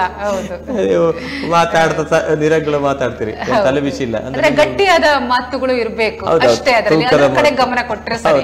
ಮತ್ತೆ ಮಕ್ಕಳಿಗೆ ತಿಳಿಸಿಕೊಡ್ಲಿಕ್ಕೆ ನೀವು ಹೇಗೆ ಉಪನ್ಯಾಸಕ್ಕೆ ಅದನ್ನು ತಿಳಿಸಿಕೊಡ್ಲಿಕ್ಕೆ ಗೊತ್ತಿದೆ, ಮಕ್ಕಳಿಗೆ ತಿಳಿಸುವವರು ದೊಡ್ಡವರಿಗೆ ಹೇಗೂ ತಿಳಿಸಬಹುದು ಅಲ್ಲ ಮೇಡಮ್? ನಿಜವಾಗಿ ಅದೇ ರೀತಿ ನಮ್ಮದೇ ಆದ ನೆಲೆಯಲ್ಲಿ ಪ್ರಯತ್ನ ಮಾಡ್ತೀವಿ. ಹೌದು, ಖಂಡಿತ. ಅಂದ್ರೆ ಅದು ಉತ್ತಮ ಪ್ರಯತ್ನ. ಯಾಕಂದ್ರೆ ಎಲ್ಲ ಕಡೆ ಉಪನ್ಯಾಸ ನೀಡಿ ರಂಗೋಲಿ ಕಲಿಯೋ ಬಗ್ಗೆ ಜ್ಞಾನವನ್ನ ನೀವು ನೀಡ್ತಿದ್ರಿ ಎಲ್ಲರಿಗೂ. ರಂಗೋಲಿಯನ್ನ ಈಗ ಮಾಡಿ ರಂಗೋಲಿ ಬಿಡಿಸಿ ಎನ್ನುವ ನಿಟ್ಟಿನಲ್ಲಿ ನೀವು ನಿಮ್ಮ ಹೋರಾಟ ಅದು ನಿಜವಾಗಿ. ಅಂದ್ರೆ ಎಲ್ಲರೂ ಈ ಕಲೆಗೆ ಬನ್ನಿ, ಈ ಕಲೆಯನ್ನ ಬಳಸಿ, ನಮ್ಮ ಶಾಸ್ತ್ರೀಯ ಕಲೆ, ನಮ್ಮ ಜಾನಪದ ಕಲೆ ಇದನ್ನು ಉಳಿಸಿ ಬೆಳೆಸಿ ಅನ್ನೋ ನಿಟ್ಟಿನಲ್ಲಿ ನೀವು ಹೋರಾಡ್ತಾ ಇದ್ದೀರಿ. ಅದೇ ರೀತಿ ನೀವು ಆಕಾಶವಾಣಿ ಮತ್ತು ದೂರದರ್ಶನದಲ್ಲಿ ಕೂಡ ಉಪನ್ಯಾಸ ನೀಡಿದ್ದೀರಿ ಹಲವಾರು. ಅದರ ಬಗ್ಗೆ ಒಂದೆರಡು ಮಾತು.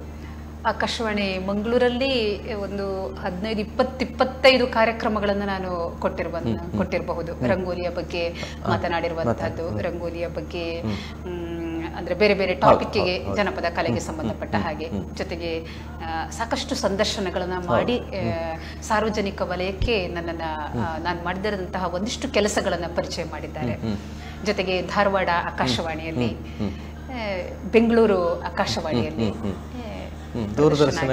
ಹೌದು ದೂರದರ್ಶನದಲ್ಲಿ, ಉಡುಪಿ ಚಾನೆಲ್ ಅಲ್ಲಿ ರಂಗೋಲಿಯ 60 ಎಪಿಸೋಡ್ಗಳನ್ನ ರಂಗೋಲಿ ಪ್ರಾತ್ಯಕ್ಷಿಕೆ ಮಾಡ್ತಾ ರಂಗೋಲಿಯ ಬಗ್ಗೆ ಮಾತನಾಡುವಂತಹದ್ದು, ಹಾಗೆ ನನ್ನ ಬಗ್ಗೆ ಪರಿಚಯ ಮಾಡಿರುವಂತಹದ್ದು ಸಾಕಷ್ಟು ನನಗೆ ಅದು ಇವತ್ತು ಈ ಸ್ಥಳದಲ್ಲಿ ಕುತ್ಕೊಳ್ಬೇಕಾದ್ರೆ ಅವೆಲ್ಲವೂ ಕೂಡ ನನಗೆ ಪ್ರೋತ್ಸಾಹದ ಒಂದು ಮೆಟ್ಟಿಲುಗಳು.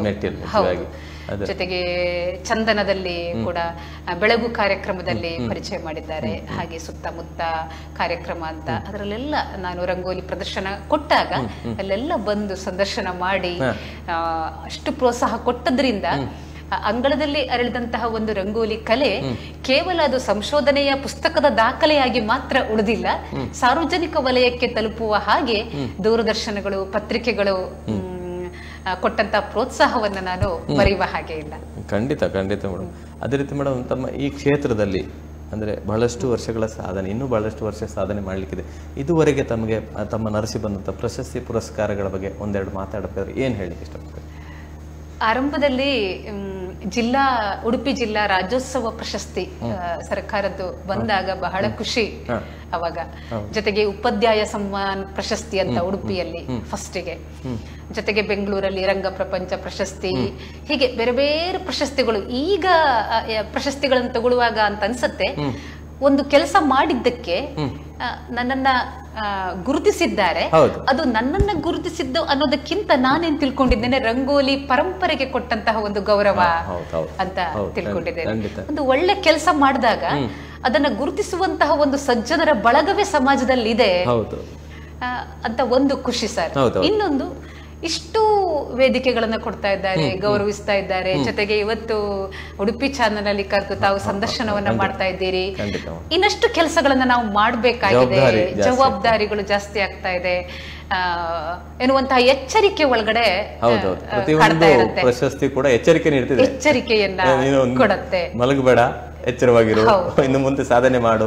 ಅದು ಎಲ್ಲರಿಗೂ ಅಷ್ಟೇ ಅಲ್ಲ ಮೇಡಮ್. ಇವಾಗ ಯಾವುದೇ ಒಬ್ಬ ಕಲಾವಿದನಿಗೆ ಈ ಪ್ರಶಸ್ತಿ ಕೊಟ್ಟಾಗ ಅದು ಮುಗೀತು ಅಂತಲ್ಲ, ಅದು ಮುಂದೆ ಇನ್ನು ಇದೆ, ಏನು ಮಾಡಿ ಸಾಧನೆ ಮಾಡಿ ಅನ್ನೋದು ಬೆಂಬಲ, ಬೆನ್ನು ತಟ್ಟುವಂತ ಒಂದು ಕೆಲಸ.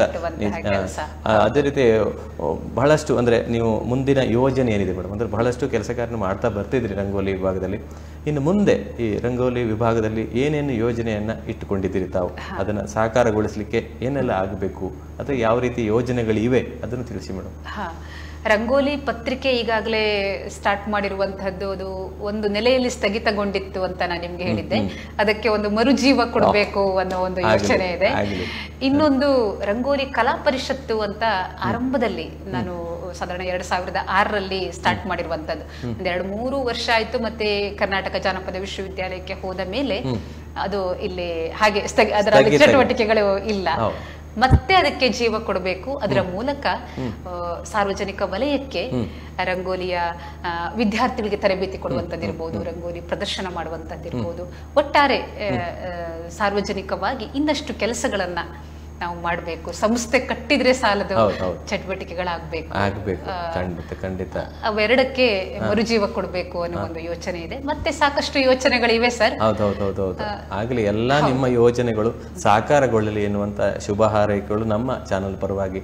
ಯಾಕಂದ್ರೆ ನೀವು ನಮ್ಮ ಚಾನಲ್ ನಿಂದಲೇ ಬಹಳ ಬೆಳಕಿಗೆ ಬಂದ್ರಿ, ತಾವೇ ಹೇಳಿದ್ರಿ ಉಡುಪಿ ಚಾನಲ್ ಇಂದ ನಾನು ಬಹಳಷ್ಟು ಅಂದ್ರೆ ನನಗೆ ಪ್ರೋತ್ಸಾಹ ದೊರೆತಿದೆ ಅನ್ನುವಂತ, ನಿಮಗೆ ಇನ್ನೂ ಒಳ್ಳೇದಾಗಲಿ ಎನ್ನುವಂತ ಶುಭ ಹಾರೈಕೆಗಳು ನಮ್ಮ ಚಾನಲ್ ಪರವಾಗಿ. ಅದೇ ರೀತಿ ಮೇಡಮ್, ಮುಂದೆ ಅಂದ್ರೆ ಈ ವೀಕ್ಷಿಸುವಂತ ವೀಕ್ಷಕರಿಗೆ, ಈ ಕಲಾಂತರಂಗ ಕಾರ್ಯಕ್ರಮ ವೀಕ್ಷಿಸುವಂತ ವೀಕ್ಷಕರಿಗೆ ತಮ್ಮ ಸಂದರ್ಶನ ನಾವು ಮಾಡ್ತಿದ್ವಿ, ಆ ವೀಕ್ಷಿಸುವ ವೀಕ್ಷಕರಿಗೆ 2 ಮಾತು ಹೇಳಲಿಕ್ಕೆ ಏನ್ ಹೇಳಲಿಕ್ಕೆ ಇಷ್ಟಪಡ್ತೀರಿ? ಇವತ್ತು ಜಾಗತೀಕರಣ ಯುಗ, ಆಧುನೀಕರಣದ ಒಂದು ಯುಗದಲ್ಲಿ ನಾವೆಲ್ಲ ಇದ್ದೇವೆ. ಕಂಪ್ಯೂಟರ್ ಇದೆ, ಮೊಬೈಲ್ ಇದೆ. ಈ ದಿನಮಾನಗಳಲ್ಲಿ ರಂಗೋಲಿ ಕಲೆ ಇರಬಹುದು, ಬೇರೆ ಜನಪದ ಕಲೆಗಳು ಮತ್ತು ಸಾಹಿತ್ಯ, ಜನಪದ ಸಾಹಿತ್ಯ ಎಲ್ಲವೂ ಕೂಡ ನಾವು ಇವತ್ತು ಕಂಪ್ಯೂಟರ್ ನಲ್ಲಿ ಮತ್ತೆ ಗೂಗಲ್ ಅಲ್ಲಿ ಕಾಣ್ತಾ ಇದ್ದೀವಿ. ಆದ್ರೆ ಅದರ ಮೂಲ ಸ್ವರೂಪ ಬದಲಾಗ್ತಾ ಇದೆ. ಅದರ ಮೂಲ ಸ್ವರೂಪ ಉಳಿಬೇಕಾದ್ರೆ ನಮ್ಮ ಮನೆಯಲ್ಲಿ, ಉದಾಹರಣೆ ರಂಗೋಲಿಯನ್ನ ತಗೊಳ್ತಾ ಇದ್ದೇನೆ, ಮನೆ ಎದುರುಗಡೆ ಒಂದು ಚಿಕ್ಕ ರಂಗೋಲಿಯನ್ನ ಬಿಡಿಸಿದ್ರೆ ನಮ್ಮ ಮಕ್ಕಳು ಅದನ್ನು ನೋಡ್ತಾರೆ, ಹಾಗೆ ಅದು ತಲೆಮಾರಿಗೆ ವರ್ಗಾವಣೆ ಆಗತ್ತೆ. ಅದಕ್ಕಿಂತ ಮುಖ್ಯವಾಗಿ ಕಲೆ ಬೆಳಿಬೇಕು, ಮೂಲ ಸ್ವರೂಪ ಇಟ್ಟುಕೊಂಡು ಬೆಳಿಬೇಕು ಅಂತ ಗೂಗಲ್ ಅಲ್ಲಿ ಕೂಡ ನೋಡೋಣ, ಯೂಟ್ಯೂಬ್ ನಲ್ಲಿ ಕೂಡ ನೋಡೋಣ. ಆದ್ರೆ ಅದರ ಮೂಲ ಸ್ವರೂಪ ಉಳಿಬೇಕಾದ್ರೆ ಮನೆಯ ಮೊದಲ ಪಾಠಶಾಲೆ, ಜನನಿ ತಾನೇ ಮೊದಲ ಗುರು ಅಂದ ಹಾಗೆ ನಾವು ಒಂದು ಪುಟ್ಟ ರಂಗೋಲಿಯನ್ನ ಮನೆ ಎದುರುಗಡೆ ಎಷ್ಟೇ ಬ್ಯುಸಿ ಇದ್ರೂ ಕೂಡ ಹಾಕೋಣ.